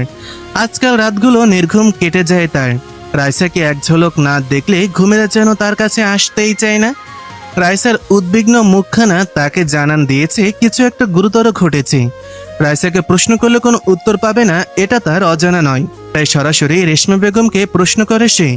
রেশমা বেগম আব্রাহামের শারীরিক অবস্থার কথা সব খুলে বলে আব্রাহামকে। আব্রাহাম এক মুহূর্তের জন্য দেরি না করে বলে, আন্টি আপনি বাসায় থাকুন, আমি নিয়ে যাচ্ছি ওদের। আন্টি, ওকে বলে দিন আমার এবং আমার বাচ্চার কারোর দয়ার দরকার নেই। আন্টি এটা জেদের সময় নয়, ওকে বলুন প্লিজ গাড়িতে উঠতে, it will be fast. Aunty, আমি বললাম তো আমাদের কারোর দয়ার দরকার নেই। এত আহ্লাদ এতদিন কোথায় ছিল? প্লিজ আন্টি, দেরি হয়ে যাচ্ছে। চুপ করবে তোমরা? বাচ্চার জ্বর 102 ডিগ্রি আর তোমরা পড়ে আছো নিজেদের জেদ নিয়ে। এই রাতে আবরারের সাথে যাওয়াটাই সেভ হবে রাইসা। আমার এজ হয়েছে, আমি এতটা দ্রুত হয়তো নিতে পারবো না। প্লিজ জেদ করো না, নাও গো। অগত্যা বাধ্য হয়ে আবরারের সাথেই হাসপাতালের দিকে রওনা হয় রাইসা। হাসপাতালের করিডোরে দাঁড়িয়ে আছে তারা। ভেতরে ডাক্তার আব্রাহামকে দেখছেন। আব্রাহামের অসুখটা প্রায়ই হয়, তবে এই 1 মাস তার কোনো সমস্যা হয়নি। রাইসা চিন্তিত মুখে এক কোণায় দাঁড়িয়ে আছে। আবরার তাকে নিপুণ দৃষ্টিতে দেখে যাচ্ছে। এই মেয়েটার কত রূপ! 1 বছর আগে মেয়েটা ছিল বেখেয়ালি প্রাণোচ্ছল একটা নারী, যাকে দেখলে তার মনে হাজারো রঙের মেলা লাগতো। হ্যাঁ, তখন এই অনুভূতিগুলোকে ঠিক কি বলে সেটা জানতো না। অথচ আজ সেই নারী তার বাচ্চার মা। নিজের শরীরের কথা চিন্তা না করে হাসপাতালের করিডোরে পাংশু মুখে দাঁড়িয়ে আছে। ডাক্তার সিদ্দিক হোসেনের ডাকে ধ্যান ভাঙে আবরারের। জি বলেন। বাবুর বাবা মা কি আপনারাই? জি বলেন। আমার কেবিনে আসুন, কিছু কথা বলার আছে। চিন্তিত মুখে মুখোমুখি বসা ডাক্তার সিদ্দিক এবং রাইসা আবরার। ডাক্তারের হঠাৎ কেবিনে ডাকাই তাদের চিন্তায় ফেলে দিয়েছে। আচ্ছা, বাবুর ইমিউনিটি যে খুবই দুর্বল, সেটা কি আপনারা জানেন? জি, ও প্রিম্যাচিওর বেবি ছিল। কি হয়েছে ডক্টর? আপনারা বাবা মা, তাই আপনার কাছ থেকে কিছুই লুকাবো না। বাবুর হার্টে কিছু কমপ্লিকেশনস আছে। আমার যতদূর ধারণা, বাবুর প্রিম্যাচুরিটি এবং ম্যালনিউট্রিশনের কারণে হার্টের প্রবলেমটা হয়েছে। আমি কিছু টেস্ট করিয়েছি, কাল রিপোর্ট আসবে, তাহলে আরো ক্লিয়ার হতে পারবো। ওর যখন বার্থ হয়েছিল কিছু কমপ্লিকেশন ছিল, কিন্তু ডক্টর তো বলেছিল এভরিথিং ইজ অলরাইট। তাহলে আসলে এসব প্রবলেমগুলো তখন হয়তো ধরা পড়েনি, ধীরে ধীরে প্রকাশ পাচ্ছে। আর বাবু বার্থ টাইমে সিরিয়াস ম্যালনিউট্রিশনে ভুগেছে। প্রিম্যাচুরিটির জন্য এই প্রবলেমগুলো আরো সিরিয়াস রূপ নিয়েছে। এখন এটার চিকিৎসা কি ডক্টর? দেখুন, বেবি অনেক ছোট, 7 মাস বয়সে বাইপাস করা পসিবল নয়। তবে কালকে রিপোর্টস আসলে আমি মেডিসিন দিতে পারি। আর ওর বয়স 6-7 হলে বিদেশে নিয়ে হার্টের একটা ছোট অপারেশন করলে হবে, ইফ নেসেসারি। ডোন্ট ওয়ারি, আল্লাহ এত মাসুম বাচ্চার কিছু হতে দিবে না ইনশাল্লাহ। তবে হ্যাঁ, বাবুকে কোনো রকম মেন্টাল স্ট্রেস দেওয়া যাবে না, এটা মাথায় রাখতে হবে। ডক্টরের কেবিন থেকে বেরিয়ে রাইসা কান্নায় ভেঙে পড়ল। আব্রাহাম তার একমাত্র বাঁচার আশা। এতটুকু বাচ্চার শরীরের এই অবস্থা শুনে কিছুতেই নিজেকে শান্ত রাখতে পারছে না সে। আবরার আজ একজন হতভাগ্য বাবা। আজ তার ভুলের জন্য তার ছেলে এতটা কষ্ট পাচ্ছে। সবকিছুর জন্য একমাত্র সেই দায়ী। এতটুকু বাচ্চার নাকি হার্ট ডিজিজ। না জানি কত কষ্ট তাকে বয়ে বেড়াতে হচ্ছে। রাইসার অবস্থা দেখে ভেতরে ভেতরে ক্ষতবিক্ষত হয়ে যাচ্ছে সে। কেবিনের বাইরে থেকে উকি মারলে আব্রাহামের মাসুম চেহারা দেখতে পারে আবরার। স্যালাইন দিয়ে রাখা হয়েছে তাকে। না চাইতে আজ আব্রাহাম কাঁদছে। হ্যাঁ, আজ সে কাঁদছে। আজ তার চেয়ে দুর্ভাগ্য আর কেউই নেই। সকাল 8টা। রাইসা কেবিনে আব্রাহামের পাশের চেয়ারে বসে ঘুমিয়ে পড়েছে। আবরার নির্ঘুম রাত কাটিয়েছে। সারা রাত শুধু এক চিন্তা, যে রিপোর্টে কি আসবে। আব্রাহামকে নিয়ে যে তার অনেক স্বপ্ন ছিল। আব্রাহামের বাবা হওয়ার যোগ্যতা হয়তো তার আসলেই নেই, কিন্তু এভাবে রাইসা আর আব্রাহামকে একা রাখতে সে পারবে না। যেভাবেই হোক তাদের দুজনকে তার সাথে নিয়ে যাবে। দরকার হলে সিকিন্দার ভিলা ছাড়তেও সে রাজি। সূর্যের এক ফালে রোদ মুখে পড়তেই ঘুম ভেঙে যায় রাইসার। চোখ খুলতেই দেখতে পায় আব্রাহামকে আদর করছে আবরার। এর দৃশ্যটা এতদিন শুধু কল্পনাই করেছে, তবে আজ তা বাস্তবতায় পরিণত হয়েছে। চুপটি করে ছেলেটা বাবার আদর খাচ্ছে। ভোরের দিকে ছেলেটার জ্বর কমেছে। এখন স্যালাইন খুলে দিয়েছে। আচ্ছা, আব্রাহামের তো অধিকার বাবার ভালোবাসা পাওয়ার। নিজের রাগ জেদের জন্য কি আব্রাহামকে তার বাবার থেকে দূরে করে দিচ্ছে? ডাক্তার বলেছেন কোনো মেন্টাল প্রেশার ওকে দেওয়া যাবে না। আব্রাহামের ভবিষ্যতের কথা ভেবেও আবরারকে দ্বিতীয় সুযোগ দেওয়া উচিত রাইসার। রাইসাকে ভাবতে দেখে আবরার জিজ্ঞাসা করে, কি ভাবছিস? আব্রাহামকে নিয়ে ভাবিস না, আমি আছি তো, কিচ্ছু হতে দিব না আমার বাচ্চার। তোর সাথে কিছু কথা ছিল। বল, শুনছি। এতদিন আমরা দুজন অনেক স্বার্থপরতা দেখিয়েছি। এবার কি আমাদের বাচ্চার জন্য সবকিছু ভুলে নতুন করে সব শুরু করতে পারি? আব্রাহামের একটা কমপ্লিট ফ্যামিলি দরকার, যা আমি একা কখনোই দিতে পারবো না। আর তুই যদি ওকে শুধু আপন করে নিতে চাস, সেটা তো রাজি। আমি শুধু ওর হ্যাপিনেস চাই। আমাদের সম্পর্কে আছেই তো এই একটা সুখ। ওর যদি কিছু হয়ে যায় আমাদের কিছুই থাকবে না। ওর জন্য না হয় আবার একটু চেষ্টা করি। আমি তোকে ভালোবাসি রাইসা। আমাদের সম্পর্কে ওই একমাত্র সুতো নয়। আমি জানি হয়তো আমি তোর জন্য পারফেক্ট নই, কিন্তু আমি আমাকে বদলে নিব দেখিস। আমি তোদের কোনো কষ্ট পেতে দিব না। প্লিজ আমাদের বাপ ছেলেকে একা করে দিস না। আমার যেমন ওকে দরকার, তেমন তোকেও দরকার। আমি তোদের দুজনকেই যে চাই। কিন্তু দাদি, আমি এসবের পরোয়া এখন করি না আর। কি হবে বল, যদি শিকদার টাইটেল না থাকে, টাকা পয়সাই কি সব? তুই একবার বল, সব ছেড়ে দিব। আমি একটা পরিবার চাই, একটা নিজস্ব পরিবার, যেখানে কোনো ছলছাত্রী নেই। প্লিজ রাইসা। এবার যদি কিছু করেছিস তো দেখবি আমি কি করি। তুই বললে জীবনটুকু দিয়ে দেব, তবে তোকে কষ্ট দিব না, আই প্রমিস। রাইসার চোখ চিকচিক করছে, সব অভিমান রাগ অশ্রুরূপে পড়ছে। আব্রাহামকে শুয়ে রাইসার কাছে হাঁটু গেড়ে বসে আবরার। হাত দুইটা ধরে তার গাল দুইটা ধরে বলে, অনেক কাঁদিয়েছি, আর কাঁদাবো না। এই মুক্তকণার দাম যে অনেক, এত ক্ষতি করা যায়? রাইসা আর না পেরে আবরারের বুকে মুখ লুকায়। এটা যে তার সবচেয়ে প্রশান্তির জায়গা। আজ সে তার ভালোবাসার মানুষটাকে পেয়েছে। আবরারও পরম যত্নে তার ভালোবাসাকে আগলিয়ে ধরেছে। অপরদিকে প্রাপ্তির মনটা খসখস করছে। কেন যেন মনে হচ্ছে কেউ তাকে ফলো করছে, কিন্তু পেছনে কেউই নেই। বারবার পেছন ফিরলে কাউকে দেখতে পাচ্ছে না সে। তবে অচেনা লোকটা তার পিছু নিয়েছে। অফিস যাওয়ার জন্য রিক্সা খুঁজে যাচ্ছে, কিন্তু কোনো রিক্সা না পাওয়ায় হেঁটে মোড় পর্যন্ত যেতে হচ্ছে তাকে। রাস্তায় হাঁটার সময় বারবার মনে হচ্ছে কেউ তার পিছু নিয়েছে। এবার মনে হচ্ছে মানুষটা তার খুব কাছে চলে এসেছে। আপনি এখানে? কেন বলো তো, আমি আসতে পারি না? দেরি না করে পেছনে ফিরে দেখতে পায় নিশান পেছনে দাঁড়িয়ে আছে। হুট করে নিশানকে দেখে প্রথমে প্রাপ্তিও চমকে ওঠে। প্রাপ্তিকে ঘাবড়ে যেতে দেখে নিশান জিজ্ঞাসা করে, খুশবু, তুমি কি ঠিক আছো? জি, আমার কি হবে? তোমাকে খুব টেনশন লাগছে, তাই আর কি। আপনি কখন এসেছেন? আমার অ্যাড্রেস কিভাবে পেলেন?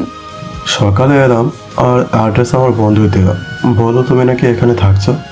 আসলে তুমি তো বেশ কিছুদিন হয়েছে এখানে, তাই দেখতে এলাম। অফিস যাচ্ছ বুঝি? জি, আন্টি আঙ্কেল কেমন আছেন? ভালো। তোমার গলায় কি হয়েছে? কিছু না, অ্যালার্জি আর কি। চলুন হাঁটতে হাঁটতে কথা বলি। নিশান আর বেশি ঘাটায় না। প্রাপ্তিও খুব অপ্রস্তুত হয়ে পড়ে নিশানের প্রশ্নে। একবার বলতে চেয়েও থেমে যায়। শুধু শুধু নিশানকে টেনশন দেওয়ার কোনো মানেই হয় না। তারা দুজন হেঁটেই রওনা দিল মেইন রোডের দিকে। আড়াল থেকে কেউ একজন খুব নিপুণভাবে তাদের লক্ষ্য করছিল। প্রাপ্তির চলে যাওয়ার দিকে তার শান্ত নজর। প্রাপ্তির নিশানের সাথে চলে যাবার পর সেও গাড়িতে বসে রওনা দেয় গন্তব্যে। সকাল 11:30। প্রাপ্তি ডেস্কে বসে নতুন প্রজেক্টের কাজ করে যাচ্ছে। আজকে সাইট ভিজিটিং এর জন্য নারায়ণগঞ্জ যেতে হবে অয়নের সাথে। প্রাপ্তি প্রথমে আপত্তি জানালো, আসপির ওপর কথা বলতে পারলো না। মনে মনে অনেক বেশি বিরক্ত সে, কিন্তু কিছুই করার নেই। একটু পর পিয়ন এসে জানায়, ম্যাডাম, বস আপনাকে ওনার রুমে যাইতে বলেছে। আচ্ছা। আশফি রুমের বাইরে দরজা নক করতেই আশফি ভেতরে আসতে বলে। সেখানে অয়নও উপস্থিত ছিল। অয়নকে তোয়াক্কা না করে আশফির উদ্দেশ্যে বলে, স্যার আমাকে ডেকেছিলেন? ও খুশবু, আসো, যার জন্য ডেকেছিলাম। তোমাদের এখনই বের হতে হবে। অয়ন যাচ্ছিল সকাল সকাল সাইড ভিউ করে আসবে, আর তোমাকে একাই যেতে হবে। কিন্তু স্যার সেটা তো সেকেন্ড হাফে ছিল, আর আমি একা। থ্যাংক ইউ আমার উপর ট্রাস্ট করার জন্য, but no, but I know you can do it, so get ready. Prapti আর কথা বাড়াতে পারে না। অয়নের দিকে তাকাতে দেখতে পায় সে মিটিমিটি হেসে যাচ্ছে। প্রাপ্তি রাগী লুক নিয়ে দরজা থেকে বেরিয়ে যায়। ভাই, তোরা স্বামীর ওপর আমার 5 আনার ভরসা নেই। যাই করিস পুলিশ কেস করাস না। ডোন্ট ওয়ারি, আজকে ওর আমাকে বলতেই হবে কেন ও আমাকে চিনতে চাইছে না। এত কিসের রাগ? যা ভালো মনে হয় করিস, কিন্তু একটা জিনিস মাথায় রাখিস, ওর মেন্টাল কন্ডিশন কিন্তু ভালো নয়। মিসক্যারেজ হ্যান্ডেল করার মতো মানসিক ক্ষমতা সবার থাকে না। She has been suffering since then, so take care of her. কিচ্ছু হবে না, আমি ওর কিচ্ছু হতে দিব না। অয়ন আশফির সাথে কথা বলে সোজা পার্কিং এরিয়াতে চলে যায়। হৃদয়কে দিয়ে এই 4 মাসে কি কি হয়েছে প্রাপ্তির জীবনে সব ডিটেলস কালেক্ট করেছে সে। প্রাপ্তি এই 4 মাসে কতটা ট্রমার মধ্য দিয়ে যাচ্ছিল, কিভাবে সে নিজেকে একটা রুমের মধ্যে আটকে রেখেছিল, তার এই 4 মাসের প্রতিটা নির্ঘুম রাতের খোঁজ অয়ন নিয়েছে। কাল যখন প্রাপ্তি তাকে চিনতে পারছিল না, অয়নের রাগের মাত্রা ছাড়িয়ে গিয়েছিল। ভেবেছিল প্রাপ্তিকে নিজের কাছে আটকে রাখলে প্রাপ্তি হয়তো তাকে সত্যিটা বলবে। রাতে অচেনা লোকটা যে প্রাপ্তিকে তুলে নিয়ে গিয়েছিল সে আর কেউই না, অয়ন। কিন্তু প্রাপ্তির গলায় কামড় দেওয়ার সময় লক্ষ্য করে তার গলা থেকে কিছু নিচে ক্ষত দেখা যাচ্ছে। প্রাপ্তিকে টোকা দিলে যে মানুষটা নিজেকে ঠিক রাখতে পারতো না, সে প্রাপ্তির ক্ষত ডাক্তার দেখে নিজেকে কিছুতেই শান্ত করতে পারছিল না, তাই সে জায়গা ছেড়ে চলে যায়। রিয়াদকে 7 ঘন্টা সময় দেয় যাতে খুশবুর পুরো ডিটেলস সে বের করে, এবং রিয়াদ সেই কাজটা করেও। অয়নকে রিয়াদ জানায় প্রাপ্তির অ্যাক্সিডেন্ট এবং মিসক্যারেজের পর মানসিক ট্রমার জন্য ট্রান্সিয়া অ্যামনেশিয়া হয়েছে। তবে অয়নের ধারণা প্রাপ্তি কিছুই ভোলেনি, কোনো একটা কারণে ইচ্ছে করে প্রাপ্তি নিজেকে গোপন করছে। নিজের অস্তিত্ব মানতে সে নারাজ। গাড়ির ড্রাইভিং সিটে গা এলিয়ে দিল অয়ন। নিজের ভালোবাসা প্রমাণ করার আর উপায় তার জানা নেই। রিয়াদের কাছ থেকে সব জানতে পেরে প্রাপ্তির কাছে ছুটে যায় সে, কিন্তু অন্য একটা ছেলের সাথে প্রাপ্তিকে দেখে ভেতরে ভেতরে জ্বলতে থাকে অয়ন। প্রাপ্তিকে এবার হারিয়ে ফেললে বেঁচে থাকার আশাটুকু হারিয়ে ফেলবে সে। গাড়ির কাছে টোকা পড়ায় ভাবনার জগতে ছেদ পড়ে তার। বাইরে তাকাতেই দেখে প্রাপ্তি দাঁড়িয়ে আছে। মেয়েটাকে এখন আরো বেশি মাতাল করা সুন্দরী লাগে। আগে খুব কম শাড়ি পরত, কিন্তু এখন সবসময় শাড়ি পরে। চুলগুলো ঢেউ খেলে মাতাল হাওয়ার সাথে পাল্লা দিয়ে। মুখটা বড্ড শুকিয়ে গেছে, ঠোঁটের নিচের তিলটাও আরো সুস্পষ্ট। তিলটা মাদকতা সৃষ্টি করে মনের গহিনী। মেয়েটার এমন এমন জায়গায় তিল আছে যা শুধু অয়নকে নেশার ঝোঁক বাড়িয়ে তোলে। মেয়েটা যেন জল জ্যান্ত একটা নেশার স্তূপ। নিচের দিকে অয়নের নেশাগ্রস্ত দৃষ্টি প্রাপ্তিকে বেশ অপ্রস্তুত করেছে। সে এবার একটু দৃঢ় কণ্ঠে বলে ওঠে, যদি যাওয়ার ইচ্ছে না করে থাকে বলতে পারেন, আমার অহেতুক নিজের সময় নষ্ট করার ইচ্ছে নেই। দরজা খোলা আছে, উঠে আসুন। মুচকে হেসে অয়ন প্রাপ্তিকে বলে। প্রাপ্তি কথা না বাড়িয়ে গাড়িতে উঠে বসে। প্রাপ্তি বসে পড়লে অয়ন গাড়ি স্টার্ট দেয়। আপন গতিতে গাড়ি চলতে থাকে। দুইটা মানুষ পাশাপাশি, কিন্তু নিশ্চুপ পরিবেশ। প্রাপ্তি আর চোখে অয়নকে দেখে যাচ্ছে। মানুষটাকে দেখলেই মনে মোচড় দেয় তার। আচ্ছা, মানুষটা ভালো আছে তো? লুকিয়ে লুকিয়ে দেখার কিছু নেই মিস খুশবু। দেখতে হলে সরাসরি দেখুন, চোরের মতো দেখলে আমার লজ্জা লাগবে। অয়নের কথায় বেশ লজ্জায় পড়ে যায় প্রাপ্তি। নজর বাইরে দিয়ে স্থির কণ্ঠে বলে ওঠে, আপনাকে দেখতে বয়ে গেছে আমার। একজন বিবাহিত পুরুষের দিকে তাকাবো এতটা নীচ মানসিকতার আমি নই। আমার সম্পর্কে সব জানেন দেখি। সারা শহর জানে, আমি জানবো না? আপনার বাগদত্তা জানেন আপনি আমার সাথে আছেন এখন? বাগদত্তা? তার সাথে তো আপনার শুধু এঙ্গেজমেন্ট হয়েছে, ওয়াইফ তো বলতে পারছি না। প্রাপ্তির কথা শুনে জোরে হেসে ওঠে অয়ন। অয়নকে হাসতে দেখে প্রাপ্তি খানিকটা অপ্রস্তুত হয়ে পড়ে, তাই জিজ্ঞেস করে, আপনি হাসছেন যে? তো কি করব, আমার একবারই বিয়ে হয়েছে, আমার কোনো বাগদত্তা নেই। আর সারা শহর জানে এঙ্গেজমেন্ট আমার না ভাইয়ের ছিল। আপনি আমার প্রাপ্তির মতো দেখতে, আপনি আমার প্রাপ্তি নন, তাই আপনাকে শিকদার ফ্যামিলির ইন্টারনাল ইস্যু আপনাকে বলতে পারবো না। তবে এইটুকু জেনে রাখুন, আমার কোনো বাগদত্তা নেই, আমার শুধু একটাই বউ প্রাপ্তি। খুব ভালোবাসেন বুঝি? খুব। ও যদি বলে আমি জীবন বাজি রাখতে পারবো। সত্যি? সন্দেহ আছে? আমি কে সন্দেহ করার? তবে হয়তো আপনার ভালোবাসায় খুঁত ছিল, তাই হয়তো উনি মারা গেছেন। প্রাপ্তির কথায় মুখ শক্ত হয়ে যায় অয়নের। গম্ভীর এবং রাগে কণ্ঠে বলে, আমার প্রাপ্তি মারা যায়নি, রেগে আছে শুধু। যেদিন আমি ওর রাগ ভাঙাতে পারবো, ও আবার আমার কাছে চলে আসবে। প্রাপ্তি আর কোনো কথা বলে না। অয়নের রাগ সম্পর্কে তার ধারণা আছে, কিন্তু অয়ন কি সত্যি তাকে এতটাই ভালোবাসে? যদি ভালোবাসতো তবে কি তাকে এত ছলনার মাঝে রাখতো? একবার তাকে খোঁজার চেষ্টা করতো না? তার অবর্তমানে অন্য একটা মেয়ের সাথে ঘনিষ্ঠতায় জড়াতো? যদিও তার এঙ্গেজমেন্ট হয়নি, কিন্তু এগুলো তো এড়ানো যায় না। এসব ভাবতে ভাবতে কখন ঘুমিয়ে পড়ে তার হুঁশ থাকে না প্রাপ্তির। রাত 9টা। মাঝ রাস্তায় দাঁড়িয়ে রয়েছে প্রাপ্তি এবং অয়ন। কাজ শেষে ঢাকায় ঢোকার পথে রওনা দেয় তারা, কিন্তু মাঝ রাস্তায় গাড়ি নষ্ট হয়ে যায় অয়নের। একে তো রাত, তার ওপর রাস্তায় তেমন ট্রান্সপোর্টও নেই যাতে ওরা ঢাকায় যেতে পারে। উপায়ন্ত না পেয়ে অয়ন প্রাপ্তিকে বলে, আমার ভিলা পাশেই আছে, বেশি না 20 মিনিটের রাস্তা। তোমার আপত্তি না থাকলে আমরা সেখানে থাকতে পারি। আপনার মাথা ঠিক আছে? আমি বাসায় যাব ব্যাস। কিভাবে যাবা? না, তুমি আমাকে বলো কিভাবে যাবা। ওয়ে থাকলে আমি নিজে তোমাকে নিয়ে যেতাম, কিন্তু উপায় কোথায়? আর কোনো ওয়ে নেই?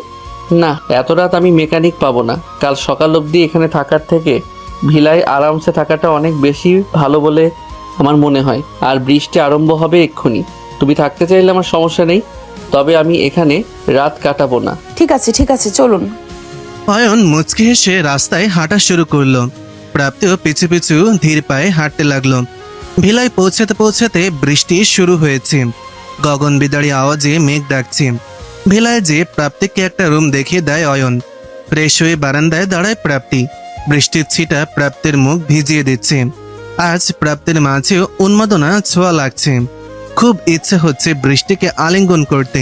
ঠান্ডা বাতাস আরো উন্মাদনা সৃষ্টি করেছে। আজ ভিজতে ইচ্ছে করছে প্রাপ্তির। মন উজাড় করে বৃষ্টির কাছে নিজেকে সঁপে দিতে ইচ্ছে করছে। তাই আর নিজেকে আটকে না রেখে রওনা দেয় ছাদের দিকে সে।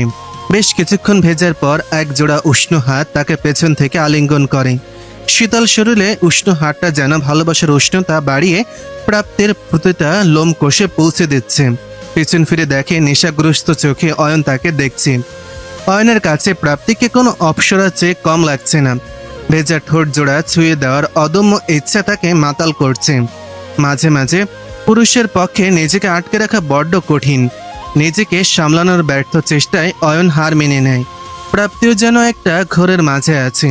আজ বৃষ্টি যেন মাতাল করে তুলছে দুইটা হৃদয়কে।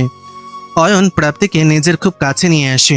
শুধু দুজনের হৃৎপিণ্ডের ধুকপুকানি আর প্রকৃতির মাতাল শব্দ শোনা যাচ্ছে। অয়ন প্রাপ্তির কাছে আসতেই জোরে আকাশ ডেকে ওঠে। প্রাপ্তি ভয়ে আরো জোরে অয়নকে জড়িয়ে ধরে। আকাশের গর্জনে প্রাপ্তির বরাবরই ভয়। বজ্রপাতের শব্দ যতই বাড়ছে ততই ভয়ে অয়নের বুকে ছিটিয়ে আছে সে। অয়ন মুচকে হেসে আরো নির্লিপ্তভাবে জড়িয়ে ধরছে প্রাপ্তিকে, যেন ছেড়ে দিলেই পালিয়ে যাবে। আজ 4 মাস পর তার খালে হৃদয় পূর্ণতা পেয়েছে। কিছু সময় পর প্রাপ্তির হুঁশ ফিরে। এতক্ষণ ঘোরের বসে কি করছিল সে? সম্মিত ফিরলে অয়নকে ধাক্কা মেরে চলে যেতে নিলে অয়ন হাত টেনে নিজের কাছে নিয়ে আসে তাকে। কানে মুখ লাগিয়ে বলে, নেশা ধরিয়ে পালিয়ে যাচ্ছ? আমি ইচ্ছে করে করিনি, ছাড়ুন। ছেড়ে দিলেই তো পালিয়ে যাও। এই 4 মাস একা একা জীবনটাকে বইতে বইতে আমি ক্লান্ত, আর পারছি না প্রাপ্তি। আমি শেষবার বলছি, আমি প্রাপ্তি নই, প্রাপ্তি নই। একটা কথা কতবার বলবো, আমি খুশবু। চেঁচিয়ে উঠল প্রাপ্তি। এক নিঃশ্বাসে কথাগুলো বলে চলে যেতে নিলে অয়ন বলে ওঠে, আমি সব জানি প্রাপ্তি। আমার সামনে অন্তত তোমার এই নাটকগুলি করতে হবে না। তুমি প্রাপ্তি, তার সম্পূর্ণ প্রমাণ আমার কাছে আছে। তোমার মিসক্যারেজ হয়েছে। প্রাপ্তি যখন আমাকে ছেড়ে যায় তখন সে প্রেগনেন্ট ছিল। এ থেকে কিছুই প্রমাণ হয় না। তাই সবচেয়ে বড় প্রমাণ তোমার হ্যান্ডরাইটিং। না হয় তুমি প্রাপ্তির মতো দেখতে, তোমার সাথে ওর হ্যান্ডরাইটিংও মিলে যাবে। তাই অহেতুক চেষ্টা করো না। আর এ বাড়িতে তুমি প্রথম এসেছো। তুমি এ বাড়ির প্রতিটা জিনিস এত ভালো করে কি করেছিল? কারণ এই বাড়ির সবকিছু আমার প্রাপ্তির গোছানো, মানে তোমার গোছানো। প্রাপ্তি, আমার দোষটা কোথায় আমি জানি না। এতটা ঘৃণা তুমি কেন করছো? খুনের আসামিকেও একটা শেষ সুযোগ দেওয়া হয় নিজেকে নির্দোষ প্রমাণ করার, অথচ তুমি বিগত 4 মাস ধরে আমাকে শাস্তি দিয়ে যাচ্ছ। আমি জানিও না আমার দোষ কোথায়, তাও তুমি যা শাস্তি দিবে আমি মেনে নিব। প্লিজ আমাকে একা করে চলে যেও না। এতক্ষণ চুপচাপ প্রাপ্তি সব শুনে যাচ্ছিল। চোখ থেকে ক্রমাগত অশ্রুধারা বয়ে যাচ্ছে। প্রাপ্তির রেসপন্স না পেয়ে অয়ন তার কাছে যায়। নিজের দিকে ঘুরিয়ে আলতো করে গাল দুইটা হাত ছুঁয়ে দিয়ে বলে, প্লিজ প্রাপ্তি, আমি ক্লান্ত। এবার তুমি আমায় ছেড়ে চলে গেলে মরে যাব, সত্যি মরে যাব। আমি আপনার বলির বাকরা। আপনি কোনোদিন আমাকে ভালোবাসেননি। আমি জাস্ট একটা বংশবৃদ্ধির টুল। আপনি কি ভেবেছেন আমি কিছুই জানি না? আপনি কোনোদিন আমার কথা ভেবেছেন? প্রথমে ভেবেছিলেন আমি আপনার অ্যাক্সিডেন্টের জন্য দায়ী, তাই আমাকে বিয়ে করেন। আমার সম্মান নষ্ট করেছিল আপনার মূল উদ্দেশ্য। আমাকে পাগল প্রমাণ করার কোনো ওয়ে বাদ রেখেছিলেন। তারপর যখন প্রুফ হলো আমি নির্দোষ, তখন আপনি আমাকে নিজের স্ত্রী হিসেবে এই জন্য মেনে নেননি যে আপনি আমাকে ভালোবাসেন। আপনি আমাকে শুধুমাত্র আপনার উত্তরাধিকারীকে জন্ম দেবার জন্য আপনার বাড়িতে রেখে দিয়েছিলেন। না প্রাপ্তি, তুমি যা ভাবছো তা ঠিক নয়। তাহলে দাদির সাথে আপনার ডিল হয়নি? বাচ্চা হবার পর আমাকে ডিভোর্স দিয়ে দেবেন বলুন? হ্যাঁ, তখন মহিমা শিকদারকে ঠান্ডা করার জন্য আমি হয়েছিলাম, কিন্তু কিন্তু কি? কোথায় ছিলেন আপনি যখন আমি আইসিইউতে 15 দিন পড়েছিলাম? কোথায় ছিলেন যখন আমার বাচ্চাটিকে বাঁচানো সম্ভব হয়নি? আমি বলি, আপনি তখন আপনার নারী সঙ্গীদের সাথে ব্যস্ত ছিলেন। আমি আজও অনুতাপ করি কেন আপনার সাথে আমার বিয়ে হয়েছিল। আপনি আমার জীবনে না আসলে আমার লাইফে এত কষ্ট থাকতো না। আমি আপনার মুখও দেখতে চাই না। বেশ, তোমার ইচ্ছে যেন পূরণ হয়। আমি তোমার সামনে কোনোদিন আসবো না। তবে একটা কথা জেনে রেখো, এই অয়ন শিকদারের জীবনে শুধু একজন নারী এসেছিল, সে হলো কেবল তুমি। প্রাপ্তি ব্যতীত কোনো নারী আমার জীবনে আসে না। আর শিকদার পরিবারের সম্পত্তিতে আমার কোনোদিন কোনো অধিকার ছিলই না। আমি সব কিছু ছেড়ে দিয়েছি শুধু তোমার জন্য। জানি তোমার বিশ্বাস হবে না, তবুও বলছি, আমি তোমাকে কোনোদিন ঠকাইনি। আমি শুধু তোমাকেই ভালোবেসে এসেছি। যাক, আমার মুখ যেন উপরওয়ালা তোমাকে কোনোদিন না দেখায়, এই কামনাই করি। যদি দেখো, সেটা যেন আমার মরা মুখ হয়। বলেই অয়ন সেখান থেকে বেরিয়ে যায়। প্রাপ্তির কানে এখনো বাজছে অয়নের বলা প্রতিটা কথা, যেন কলিজাতে লেগেছে। কেউ যেন ভোতা ছুরি দিয়ে ক্রমাগত আঘাত করে রক্তক্ষরণ করছে। রাগের বশে যা নয় তাই তো সে বলে দিয়েছে। না জানি ভাগ্য তাদের কোন নতুন মোড়ে দাঁড় করাবে। সকাল 6টা, রাতের মেঘ কেটে ভোরের মিষ্টি সকাল প্রকৃতিকে নতুন রূপে সাজিয়েছে। কিন্তু মেঘের ঘন ঘটা প্রাপ্তির জীবনে এখনো চেয়ে আছে। সারা রাত চোখের দুপাতা এক করতে পারেনি। সত্যি কি সে অয়নকে ভুল বুঝছে? বারবার অতীতকে মনে করে নোনা জল গাল বেয়ে পড়ছিল। মনটা যে বড্ড বেহায়া, কিছুতেই স্থির হচ্ছে না। কাল রাতের পর থেকে অয়ন একবারও তার সামনে আসেনি। হয়তো তাদের সম্পর্কের ইতি এইখানেই, এটাই তো চেয়েছিল প্রাপ্তি। তবে আজ কেন মনটা খালি খালি লাগছে? কেন বেহায়ার মতন অয়নকে আপন করে নিতে ইচ্ছে করছে? সকাল 9টা, স্থান চিটাগাং। আজ ঢাকার পথে রওনা দেবে আবরার। দাদির সম্মুখীন তার হতেই হবে। আব্রাহামের রিপোর্ট চলে এসেছে। হার্টে ছোট্ট ব্লক ধরা পড়েছে। ডাক্তার সিদ্দিক মেডিসিন দিয়েছেন। যখন 7-8 বছর বয়স হবে, তখন যদি ব্লকটা থাকে, তবে বাইরে নিয়ে ছোট্ট একটা অপারেশন করাতে হবে। বাবা হিসেবে ছেলের কোনো অযত্ন সে হতে দেবে না। তাই আজই ঢাকা নিয়ে যাবে রাইসা আর আব্রাহামকে। রাইসা যদিও আপত্তি করেছিল, কিন্তু কোনো কথাতেই রাজি হয়নি আবরার। রাইসার সাথে তার মনের দূরত্ব এখনো তেমনই আছে। ক্ষতটা অনেক বেশি, হয়তো দেরি হবে সেটা পূরণে। ঢাকা যে প্রথম কাজ নেসির সাথে বিয়েটা ভেঙে দেওয়া আর রাইসাকে তার স্থান দেওয়া। মেয়েটাকে আর কোনো অসম্মান সহ্য করতে দেবে না আবরার। রাইসার ডাকে হুঁশ ফিরে আবরারের। কি ভাবছিস? কিছু না, প্যাকিং শেষ। আবারও ভেবে দেখ আবরার, আমার মনে হচ্ছে আমাদের ঢাকায় নিয়ে যাওয়াটা ভালো ডিসিশন নয়। নিজের পরিবারকে নিজের কাছে নিয়ে যাওয়াটা আমার মনে হয় না অন্যায়। আর কাল রাতেই আমি জানিয়ে দিয়েছিলাম আমি তোদের ছাড়া ঢাকা ফিরছি না। কিন্তু চুপ, আর যেন একটা কথা আমি না শুনি। রাইসার কাছে সে দুহাত দিয়ে তার গালকে আলতো করে ছুঁয়ে কপালে উষ্ণ পরশ দেয় আবরার। তারপর বলে, ভালোবাসি তোকে, এই শেষবার বিশ্বাস করে দেখ। তোদের নিরাশ করব না, আই প্রমিস। হয়তো তোদের বিলাসিতা দিতে পারবো না, কিন্তু তোদের কোনো কিছুর কমতি হতে দেব না। শুধু তুই আমার পাশে থাকবি। সব সময় থাকবো। আমি জানি তুই ঠিক একজন আদর্শ বাবা হয়ে উঠবি। হুম, আমি শুধু আদর্শ বাবা নয়, আদর্শ স্বামীও হতে চাই। জানি তোর ক্ষত হৃদয়টায় আবার জায়গা করে নিতে সময় লাগবে, কিন্তু আমি হার মানছি না। আমাকে এই শেষ সুযোগটা দিবি রাইসা? ভেবে বলিস, এইবার কিন্তু আমি কোনো ছাড় দিব না। এই রাইসা কিন্তু অনেক গভীর, তলিয়ে যেতে পারি। সব চলবে, শুধু তোর মাঝে নিজেকে হারাতেও রাজি আমি। রাইসা মুচকি হেসে আবরারকে জড়িয়ে ধরে। আবরারও পরম আদরে তাকে শক্ত করে জড়িয়ে ধরে, যতটা শক্ত করে ধরলে একে অপরের সাথে মিশে যেতে পারে। সকাল 11টা, প্রাপ্তি ফ্রেশ হয়ে নিচে নেমে আসে, কিন্তু অয়নকে কোথাও পায় না। কাজের লোকদের জিজ্ঞাসা করলে তারাও কিছু বলতে পারে না। কিছুক্ষণ পর অচেনা নাম্বার থেকে প্রাপ্তির ফোন আসে। ফোনটা ধরতেই গলাটা বেশ পরিচিত লাগে। হ্যালো হ্যালো প্রাপ্তি ম্যাডাম। রিয়াদ। জি ম্যাম, অয়ন স্যারের ফোনটা অফ পাচ্ছি সকাল থেকে। আপনি কি জানেন উনি কোথায়? আমি কিছুতেই ওনার সাথে যোগাযোগ করতে পারছি না। ম্যাম, আপনি কি জানেন উনি কোথায় আছেন? না, আমি জানি না। উনি কি বাসায় যাননি? না ম্যাম, উনি বাসায় যাননি, আর ওনার সাথে যোগাযোগও করতে পারছি না। রিয়াদ, আপনি কি আমার সাথে দেখা করতে পারবেন? জি, কেন বলুন তো ম্যাম। কিছু কথা আছে আপনার সাথে, আপনি ফ্রি হলে আমাকে জানিয়েন। রাখছি। জি ম্যাম। ফোনটা রাখার পর মাথায় হাত দিয়ে বসে পড়ল প্রাপ্তি। মাথা যেন বন্ধ বন্ধ লাগছে। কাজের লোকেরা জানিয়েছে কাল রাতে বাড়ি থেকে বের হয়েছে সে। কোথায় গেছে, কি করছে, সেটা রিয়াদ যদি না জানে, তাহলে আর কারো পক্ষে জানা সম্ভব না। না চাইতো বিষয়টা ভাবিয়ে তুলছে প্রাপ্তিকে। অয়নের সব থেকে খারাপ দিক ওর রাগ। রাগের বশে উল্টাপাল্টা কিছু করে ফেলেনি তো? উফ, আর ভাবতে পারছে না প্রাপ্তি। ভিলার ড্রাইভার প্রাপ্তিকে গাড়িতে করে অফিসে পৌঁছে দেয় বিকেল 5টা। ক্যাফেতে মুখোমুখি রিয়াদ এবং প্রাপ্তি। এখনো অব্দি অয়নের কোনো খোঁজ পায়নি সে। না চাইতো খারাপ চিন্তা ঘিরে রেখেছে প্রাপ্তিকে। রিয়াদ এবং স্বামী দুজন এমন মানুষ যারা অয়নের সকল গোপন তথ্য জানে। অয়নের লাভ লাইফ, বিজনেস লাইফ, সবকিছু। মনের সাথে যুদ্ধ করে আজ ক্লান্ত প্রাপ্তি, তাই রিয়াদের কাছেই সকল প্রশ্নের উত্তর খুঁজে পাবে। ম্যাম, আপনি আমাকে এখানে কেন রেখেছেন? অয়নের সাথে আমার বিয়ের সত্যতা জানতে।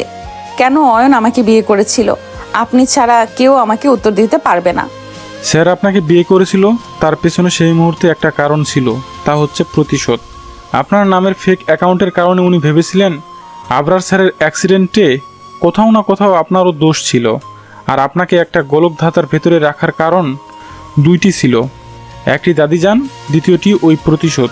ধীরে ধীরে স্যার আপনার প্রতি দুর্বল হতে থাকেন। তারপর জানতে পারেন আপনার সাথে আবরার সাহেবের কোনো সম্পর্ক কোনোদিনই ছিল না। আপনার চাচাতো বোন আপনার নামে ফেক আইডি চালাতো। ধীরে ধীরে ধোঁয়াশাগুলি কেটে গেলে উনি সিদ্ধান্ত নেন এই সম্পর্কটাকে আবার জীবন্ত করার। উনি বড় ম্যাডামের সাথে অনেক ঝগড়াও করেছেন। এরপর বড় ম্যাডাম এক শর্তে রাজি হন, সেটা হলো খুব দ্রুত আপনি যাতে কনসিভ করেন। স্যার এটাও মেনে নিয়েছিলেন। তারপর আপনি যে রাতে স্যারকে ছেড়ে চলে যান, সেদিন স্যার আপনাকে সব খুলে বলতে চেয়েছিলেন এবং আপনাকে বিয়ের জন্য প্রপোজ করতে চেয়েছিলেন। সে রাতে আমরা একটি লাশ পাই। আমরা তো ভেবেই নিয়েছিলাম সেটি আপনার লাশ, আপনি মারা গেছেন। কিন্তু স্যার সেটা বিশ্বাস করেননি। স্যার যখন জানতে পারেন আপনি প্রেগনেন্ট ছিলেন, পাগল প্রায় হয়ে পড়েন তিনি। ঢাকায় তন্ন তন্ন করে খুঁজেছেন তিনি আপনাকে। আমরা তাকে বোঝাবার চেষ্টা করেও লাভ হয়নি। বড় ম্যাডাম বারবার স্যারকে বিয়ের জন্য জোর করতে লাগেন। স্যারের লাইফে যাতে আপনার পরিবর্তে কেউ না আসে, তাই স্যার শিকদার বংশের সম্পত্তির ভাগও ছেড়ে দিয়েছেন। এই 4 মাস স্যার কিভাবে জীবন কাটিয়েছেন তা কেবল আমরা জানি। যদি তার জীবনে কোথাও কোনো নারীর প্রবেশ থাকে, সেটা শুধুমাত্র রাইসা ম্যামের ছিল। রাইসা ম্যাম এবং তার বাচ্চাটিকে দেখাশোনার দায়িত্ব স্বেচ্ছায় নিয়েছিলেন বলেই রাইসা ম্যামের সাথে তার কথা বা দেখা হতো। আমার মনে হয় ম্যাম আপনার যা জানার ছিল আমি তার উত্তর ঠিক মতো দিয়েছি। অয়ন এখন কোথায় আছে বলতে পারবে? কথাগুলো আটকে যাচ্ছে প্রাপ্তির। না চাইতো চোখ বারবার ভিজে যাচ্ছে। হ্যাঁ, সে ভুল করেছে, বড় ভুল। একটা সামান্য ভুল বোঝাবুঝির জন্য নিজের সাথে অয়নকে এতটা কষ্ট দিয়েছে। এখন অয়নের সামনে যাওয়াটা খুব দরকার। এমন সময় অয়ন কোথায় আছে তা একমাত্র রিয়াদ জানে। উত্তরে রিয়াদ বলে, না ম্যাম, উনি কোথায় আছে সেটা আমি আপনাকে জানাতে পারবো না, তবে উনি বেঁচে আছেন, তাই ওনাকে নিয়ে অহেতুক চিন্তা করবেন না। প্লিজ রিয়াদ, আমার ওনার সাথে দেখা হওয়াটা খুব জরুরি। আপনি ছাড়া কেউ আমাকে ওনার খোঁজ দিতে পারবে না। আমি নিজের ভুলে 4টা মাস দেরি করে ফেলেছি, আর দেরি করলে অয়ন আমার থেকে আরো দূরে চলে যাবেন, যা আমি মেনে নিতে পারবো না। প্লিজ রিয়াদ, আমাকে ওনার সাথে দেখা করানোর একটা ব্যবস্থা করে দিন। বেশ ম্যাম, তবে চলুন। অপর দিকে মুখোমুখি বসা মহিমা শিকদার এবং আবরার। রাগে গা রিরি করছে মহিমা বেগমের। কিন্তু নাতি তার সিদ্ধান্তে অনড়। রাইসাকে সে বিয়ে করবেই। অনেক বোঝানো সত্ত্বেও সে রাজি নয়। আবরার, আমার আগেও যা সিদ্ধান্ত ছিল এখনও তাই। তুমি যদি এই মেয়েকে বিয়ে করতে চাও, তবে আমার ঘরে তোমার কোনো জায়গা হবে না। বেশ, তবে তাই হবে। রাইসা, ওনাকে বুঝিয়ে লাভ নেই। এ বাড়িতে আমাদের কোনো জায়গা হবে না। আরেকটা কথা দাদিজান, আপনার সম্পত্তি কিংবা কোম্পানি ছাড়া আমি দিব্যি চলতে পারবো, কিন্তু আমি কিংবা অয়ন ছাড়া শিকদার কোম্পানির কী হাল হবে তা হয়তো আপনি কল্পনাও করতে পারছেন না। আবরার এক মুহূর্ত দেরি না করে রাইসাকে নিয়ে শিকদার ভিলা থেকে বেরিয়ে পড়ে। আগে থেকে তার এটা জানা ছিল বিধায় অয়নের সাহায্যে একটা নতুন কোম্পানি স্টার্ট করে আবরার। এখন বেশ ভালো পজিশনেই নিয়ে গিয়েছে সে কোম্পানিকে, তাই মহিমা বেগমের হুমকিতে তার কিছুই যায় আসে না। রাইসা এবং আব্রাহামকে নিয়ে উত্তরার একটা 2 বেডরুমের ফ্ল্যাটে ওঠে আবরার। এই ফ্ল্যাটটা বিজনেস ক্যারিয়ারে প্রথমে কিনেছিল আবরার। ফ্ল্যাটটা তার নিজের নামে বিধায় এই ফ্ল্যাটটা মহিমা শিকদারের কখনোই কেড়ে নিতে পারবেন না। আব্রাহামকে শুইয়ে দিয়ে বারান্দায় যায় রাইসা। আবরার তখন নিকোটিনের ধোঁয়ায় নিজের চিন্তাগুলোকে উড়াতে ব্যস্ত। আবরারের দিকে নিপুণ দৃষ্টিতে তাকিয়ে থাকে রাইসা। আবরারের দৃষ্টি তখন বাইরের দিকে। হালকা কেশে বলে ওঠে, সিগারেট খাওয়া কিন্তু আমার পছন্দ নয়, আর আব্রাহামের জন্য সিগারেট খাওয়াটা উচিত হবে না। আবরার মুচকি হেসে সিগারেটটা বাইরে ফেলে দেয়। রাইসাকে পেছন থেকে জড়িয়ে ধরে তার কাঁধে থুতনি রাখে সে। বেশ, আজ থেকে নো সিগারেট। তবে নিকোটিনের নেশা যে বড় খারাপ, সহজে কাটানো যায় না। একটা নেশার বদলে এখন তো অন্য একটা নেশা করতে হবে। অন্য নেশা বলতে? তুই জলযন্ত্র নেশার তরি থাকতে এই নিকোটিনের নেশা আমাকে ছুতে পারবে না। আচ্ছা, কাল সকালে কাজে অফিসে যাব, অয়নকে জানিয়ে দিয়েছি, ওরাই সাক্ষী হিসেবে থাকবে। তাড়াহুড়ো করছিস না? অনেক দেরি হয়ে গেছে, আর দেরি করব না। বড্ড খিদে পেয়েছে। কি আনতে হবে বল, নিয়ে আসছি। তুই যাবি বাজারে? আর কেউ আছে? আচ্ছা, লিস্ট দিচ্ছি। বলে রাইসা ভেতরে চলে গেল। আবরারের মনটা মুহূর্তেই ভালো হয়ে গেছে। আজ সত্যি নিজেকে পূর্ণ লাগছে। অবশেষে তার পরিবার পূর্ণতা পেল। রাত 9টা। অয়নের নিজস্ব গোপন আস্তানার সামনে এসে নামিয়ে দিয়েছে প্রাপ্তিকে রিয়াদ। অয়নের যখন খুব মন খারাপ লাগে তখন সে এখানে আসে। এই আস্তানার খোঁজ কেবল 3 জন জানে, আবরার, সামি এবং রিয়াদ। শহর থেকে খুব দূরে অনাথ আশ্রম, যেখান থেকে দত্তক নেওয়া হয়েছিল তাকে। জায়গাটা মনের খুব কাছে অয়নের। কাল ভিলা ছেড়ে এখানে ছুটে এসেছে সে। ফোন অফ করে নিজেকে একা রুমে আটকে রেখেছিল। রিয়াদ ফোনে না পেয়ে বাধ্য হয়ে এখানে চলে আসে। অনাথ আশ্রমের দায়িত্বে যিনি আছেন তার নাম শমশের। শমশের সাহেব অয়নকে ছোট থেকে দেখে আসছেন। রিয়াদ যখনই এখানে এসেছে তখনই তাকে রাতের সব কথা বলেন তিনি। তারপর দরজা ভেঙে রুমে ঢুকে দেখে জ্বরের ঘরে বেহুশ হয়ে রয়েছে।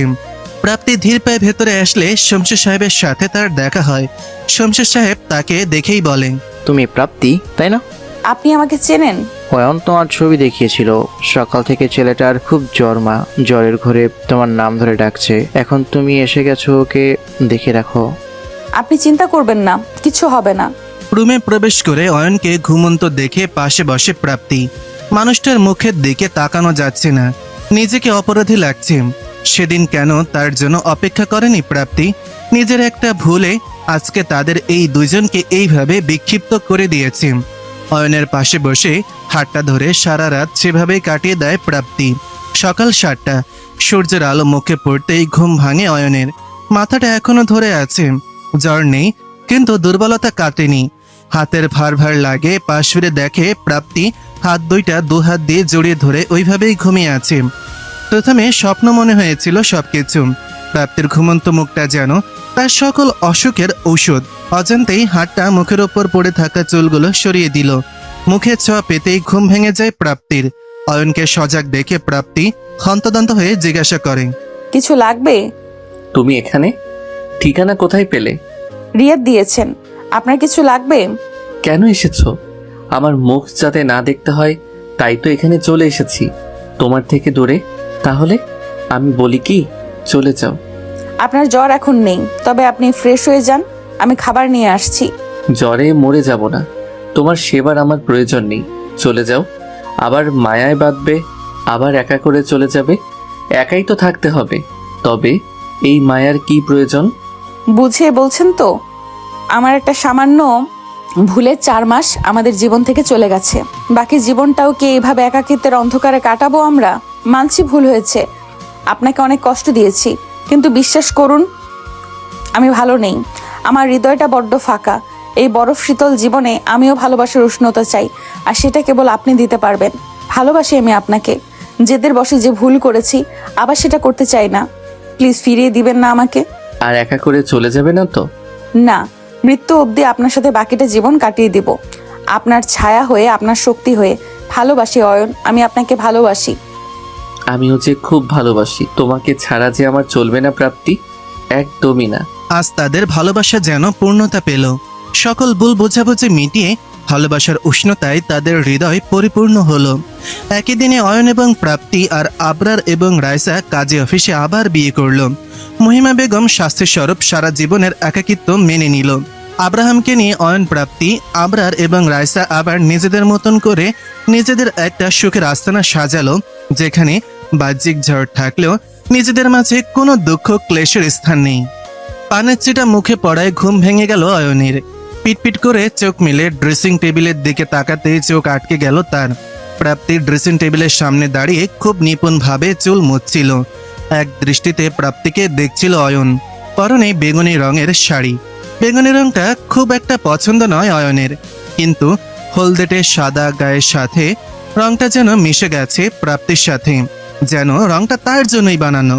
অয়নের কাছে ভালো লাগছে, একটা স্নিগ্ধ বেগুনি পরি দাঁড়িয়ে আছে, ভেজা চুল থেকে টপ টপ করে পানি পড়ছে, মুখে এখনো পানির কণাগুলো মুক্তের মতন লেগে আছে। ঘাড়ের গাঢ় তিলটা ছুঁয়ে দেওয়ার অদম্য ইচ্ছা অয়নকে পাগল করে দিচ্ছে। ধীর পায়ে বিছানা ছেড়ে প্রাপ্তের পেছনে দাঁড়ায় সে। আলতো ঠোঁটে তিলটাকে ছুঁয়ে দিতেই কেঁপে ওঠে প্রাপ্তি। আজ বিয়ের 4 বছর হতে চলল তাদের, কিন্তু আজও প্রাপ্তি এতটাই লাজুক যতটা 4 বছর আগে ছিল। অয়নের ছোঁয়া আজও তার সিদ্ধারায় শীতল পরশ বয়ে দেয়। অয়নের ছোঁয়া আগেও যেমন কোনো নোংরামি ছিল না, আজও নেই, শুধু ভালোবাসার উষ্ণতা অনুভব হয় এই স্পর্শে। পেছন থেকে জড়িয়ে ধরে কাঁধে থুতনি ঠেকিয়ে বলে অয়ন, তুমি কি জানো তুমি বড্ড নিষ্ঠুর? কেন? আমি প্রতিনিয়ত প্রতি সেকেন্ড নতুন করে তোমার প্রেমে পড়ি। আমি যে তোমাতে আসক্ত হয়ে গেছি প্রিয়তমা, অথচ দেখো তোমার হুঁশই নেই। প্রতিদিন আরো বেশি মাতাল করে তুলছো আমায়, এটা কি উচিত? তাই বুঝি। তাছাড়া বলছি কি, প্রতি সকালে তোমার মায়াবী মুখটা আমায় পাগল করে দেয়, অথচ দেখো তুমি নিষ্ঠুরের মতো আমাকে অফিস পাঠিয়ে দাও। প্রতিদিন এক ডায়লগ না দিলে হয় না? প্রতিদিন অফিস না গেলে হয় না? আবরার ভাই আব্রাহাম আর বৌমণিকে নিয়ে ঘুরতে গিয়েছে, এর মধ্যে তুমিও যদি অফিসে না যাও কিভাবে চলবে? ভাই আছে মজায়, সুন্দর বউ বাচ্চা নিয়ে সেকেন্ড হানিমুনে চলে গেল। এখানে আমি প্রথম হানিমুনেই যেতে পারলাম না। কোথায়? কুয়াকাটা না ঘুরে আসলাম গত মাসে? 2 days 3 nights প্যাকেজ। আর যাই হোক, হানিমুন হয় না, আর ওটা তোমার এক্সিবিশন ছিল। ওখানে তুমি আমাকে কম নিজের ভক্তদের অটোগ্রাফ দিতে ব্যস্ত ছিলে। হয়েছে, আর পাপি লুক দিতে হবে না। আজ তোমার পছন্দের নাস্তা, ভুনা খিচুড়ি আর চুই ঝালের মাংস। রেডি হয়ে যাও, নয়তো অফিসে লেট হয়ে যাবে। তোমার মুখে তুমিটা একদম বুকে যেয়ে লাগে। আর কত মাতাল করবে মায়াবতী? ফ্লার্ট করার স্বভাবটা বদলাবে না। আমি আমার আপন বউয়ের সাথে ফ্লার্ট করছি, থরি না পাশের বাড়ির ভাবির সাথে ফ্লার্ট করতেছি? বলো তো, করা স্টার্ট করি। খুন করে ফেলবো বলে দিলাম। ওকে ওকে খিচুড়ি, আমি আসছি। উফ মার ডালা, আর কতবারই হাসিতে আমাকে খুন করবে? বলেই প্রাপ্তির কপালে উষ্ণ ছোঁয়া দিয়ে ওয়াশরুমে চলে গেল অয়ন। এই 4 বছরে অনেক কিছু বদলে গেছে। আর্টিস্ট হিসেবে প্রাপ্তি দেশে খুব খ্যাতি পেয়েছে। আবরার এবং অয়নের কোম্পানি টপ 10 কোম্পানিতে চলে এসেছে। রাইসাও কোম্পানির ম্যানেজিং ডিরেক্টর হিসেবে জয়েন করেছে। আব্রাহামের হেলথ এখন অনেক প্রোগ্রেসিভ পজিশনে, আর একটু বড় হলে ছোট্ট একটা অপারেশন করলেই হবে। মহিমা শিকদার মারা গেছেন, 2 বছর হয়েছে। তার সব সম্পত্তি আবরার দান করে দিয়েছে। প্রাপ্তি আর অয়নের সংসারে কোনো কমতি নেই সুখের, কমতি আছে শুধু একজন নতুন সদস্যের। কিন্তু প্রাপ্তির পক্ষে বাচ্চা নেওয়াটা একটু রিস্কি হয়ে যাবে বলে অয়ন বাচ্চা নিতে নারাজ। বারবার বুঝিও টায়ার্ড প্রাপ্তি, কিছুতেই বাচ্চা নিতে রাজি নয় সে। দরকার হলে দত্তক নিতেও রাজি অয়ন, কিন্তু প্রাপ্তির জীবন নিয়ে রিস্ক নেবে না সে। মাঝে মাঝে যখন আড়ালে প্রাপ্তি কাঁদে, তখন নিজেকেও সামলানো কঠিন হয়ে পড়ে অয়নের ক্ষেত্রে। কিন্তু সে প্রাপ্তিকে হারাতে রাজি নয়। সেও চায় ছোট্ট একটা প্রাপ্তি তাদের টোনাটুনে দুনিয়াতে আসুক, যাকে দেখে সারাদিনের ক্লান্তি নিমিষেই ঘুচে যাবে, যাকে কোলে নিলে মনের থাকা খালি জায়গাটা পূরণ হয়ে যাবে, যার আধো আধো বলিতে বলা বাবার ডাক হবে পৃথিবীর সবচেয়ে মিষ্টি বলি। কিন্তু এর বিনিময়ে প্রাপ্তিকে হারাতে সে রাজি নয়। সুখেই তো আছে, না হয় থাক কিছু অপূর্ণতা, কি আসে যায় এতে। রাত 8টা, অফিস থেকে ক্লান্ত হয়ে ফিরে এসেছে অয়ন। সারাদিন প্রাপ্তির সাথে কথা বলা হয়নি। বাড়িতে এসে দেখলো কোনো কাজের লোক নেই। বেশ খটকা লাগলো অয়নের। নিজের রুমে পা রাখতেই দেখলো সারা ঘর অন্ধকার। প্রাপ্তিকে ডাক লাগালো সে, কিন্তু কোনো সাড়া শব্দ না পেয়ে ব্যস্ত হয়ে পড়ল। হঠাৎ খেয়াল করলো কোনো মানবী ধীরে ধীরে সকল মোম জ্বালাচ্ছে। নুপুরের ঝংকারে মুখরিত ঘর, সারা ঘর মোমের আলোয় আলোকিত, গোলাপের সৌরভে মুখরিত। আর সামনে মানবের দিক থেকে যেন চোখে সরছে না অয়নের। সাদা শাড়িতে কোনো স্বর্গের অপ্সরা থেকে কম লাগছে না। এক দৃষ্টিতে তাকিয়ে আছে অয়ন তার মায়াবতীর দিকে। হাতের ব্যাগটা বেডের পাশে রেখে হাতের বাঁধন দিয়ে গলাটা জড়িয়ে ধরে ধীর গলায় প্রাপ্তি বলল, আজ জ্যোৎস্না বিলাসের শখ জেগেছে। অয়ন শিকদারের স্ত্রী জ্যোৎস্না বিলাস করতে চায়। খাওয়া দাওয়ার পরে ছাদে যাওয়া যাক। আজকে ম্যামের মতলব তো সুবিধার মনে হচ্ছে না, ব্যাপারটা কি? আজকের ডেট কি স্যারের মনে আছে? আগস্টের 3 কেন? তোমার মনে নেই? কেন মনে থাকবে না? আজ প্রথম আমি তোমায় আমার মনের কথা বলেছিলাম। তাহলে তাড়াতাড়ি ফ্রেশ হয়ে যান, খেয়ে ছাদে যাব, আজ পূর্ণিমা। বেশ, জো হুকুম মহারানী। বলেই কাবার্ডের কাছে চলে যায় অয়ন। কাপড় নিতে নিতে একটা ফাইল চোখে পড়ে। ফাইলটা খুলতে যা চোখে পড়ে তাতে মুহূর্তের জন্য মাথা ফাঁকা হয়ে যায় অয়নের। তাহলে এজন্যই এত প্রস্তুতি? খাওয়ার পর ছাদের দোলনায় গিয়ে বসে তারা দুজন। আজ প্রাপ্তির মন খুব ভালো। প্রাপ্তিকে এক দৃষ্টিতে দেখে যাচ্ছে অয়ন। আকাশের দিকে তাকিয়ে প্রাপ্তি বলে, আর চাঁদটাকে বড্ড সুন্দর লাগছে, তাই না? আমার চাঁদ তার থেকেও সুন্দর। আমার চাঁদকে দেখে আকাশের চাঁদও হিংসা করে। আজ যদি তোমার কাছে কিছু চাই দিবে? তুমি জানো আমি তোমাকে কি দিতে পারবো না। এই বাদে যা চাইবে সব দিতে রাজি। মাতৃত্বের স্বাদ পেতে যে আমার বড্ড ইচ্ছে হয় অয়ন। আমার একটাই আক্ষেপ, আপনার ইচ্ছে হয় না আমাদের একটি সন্তান থাকুক? কম ডক্টর তো দেখাইনি প্রাপ্তি, তবুও কেন? আজ আমি অন্য কিছু চাইবো, দিবেন? যদি সামর্থ্য হয় তবে দিব। শমশের আঙ্কেল ফোন করেছিলেন, একটা নবজাতক মেয়ে বাচ্চাকে অনাথ আশ্রমের বাইরে রেখে গেছে। বলছিলাম যদি বাচ্চাটাকে দত্তক নেওয়া যেত। অনাথ হওয়াটা কেমন সেটা আমাদের থেকে ভালো কেউ জানে না। আমি হয়তো জন্মদাত্রী মা হতে পারবো না, কিন্তু মা তো হতে পারবো। আমাদের টুনটুনির জীবনও পূর্ণতা পাবে, সাথে ওর বাবা মার সুখ পাবে। মাতৃত্বের স্বাদ তো এইভাবে পেতে পারি, তাই না? বলতে বলতে গলা আটকে আসছিল প্রাপ্তির। অয়নের চোখও চিকচিক করছে। প্রাপ্তির চোখে মুখে অজস্র চুমু এঁকে দিয়ে বলে, থ্যাংক ইউ প্রাপ্তি। অবশেষে আমরাও প্যারেন্টস হব। Thank you. তুমি রাজি? এই দত্তকের ব্যাপারটা অনেক দিন থেকে আমি বলতে চেয়েছি, কিন্তু তুমি মা হওয়ার জন্য এতটা ডেসপারেট ছিলে যে বলতে পারিনি। Thank you. বলেই প্রাপ্তি অয়নকে জড়িয়ে ধরল। অয়ন হুট করে প্রাপ্তিকে কোলে তুলে নিল। আজ আবার নতুন করে তোমায় ভালোবাসতে ইচ্ছে করছে মায়াবতী। মেয়ে আই। প্রাপ্তি কোনো কথা না বলে অয়নের বুকে মুখ লুকালো। অয়ন রুমের দিকে রওনা দিল। রুমে এসে বিছানায় বসে প্রাপ্তির লাজে রাঙা মুখটা দুহাতে আলতো করে ধরল। চোখ জোড়া গালে নাকে অজস্র ভালোবাসার ছোঁয়া এঁকে দিল। প্রাপ্তির পাতলা ঠোঁট জোড়াতে ঠোঁট ডুবিয়ে নিজের অতৃপ্ত হৃদয়কে শান্ত করছে। প্রাপ্তিও অয়নের টি শার্ট খামচে ধরল। প্রাপ্তি আঁচলে হাত নিয়ে প্রাপ্তি লজ্জায় লাল হয়ে গেল। বাঁ হাত দিয়ে টেবিল ল্যাম্পটা বন্ধ করে দিল সে। রাতের গভীরতার সাথে সাথে দুজন মানবের নিঃশ্বাসের শব্দ গাঢ় হতে লাগলো। কিছু যন্ত্রণা, কিছু ব্যথার মাঝেও দুজন নরনারী তাদের সুখ কুড়াতে ব্যস্ত। আজ দুজন দুজনাতে মিশে একাকার। শেষ রাতের দিকে অয়ন যখন ঘুমে মগ্ন, প্রাপ্তি নিপুণভাবে তার বরটাকে দেখে যাচ্ছে। মানুষটা একটা নেশার সাগর। দিন দিন যেন তার ভালোবাসায় তলিয়ে যাচ্ছে সে। অয়নের বুকে মাথা রেখে নিবিড়ভাবে জড়িয়ে ঘুমের সাগরে পা রাখলো প্রাপ্তি। ভালোবাসার মানুষগুলো এইভাবে সুখে থাক। ভালোবাসার উষ্ণতা এইভাবেই প্রাপ্তি আর অয়নের মনে শীতলতা দূর করুক। সমাপ্ত।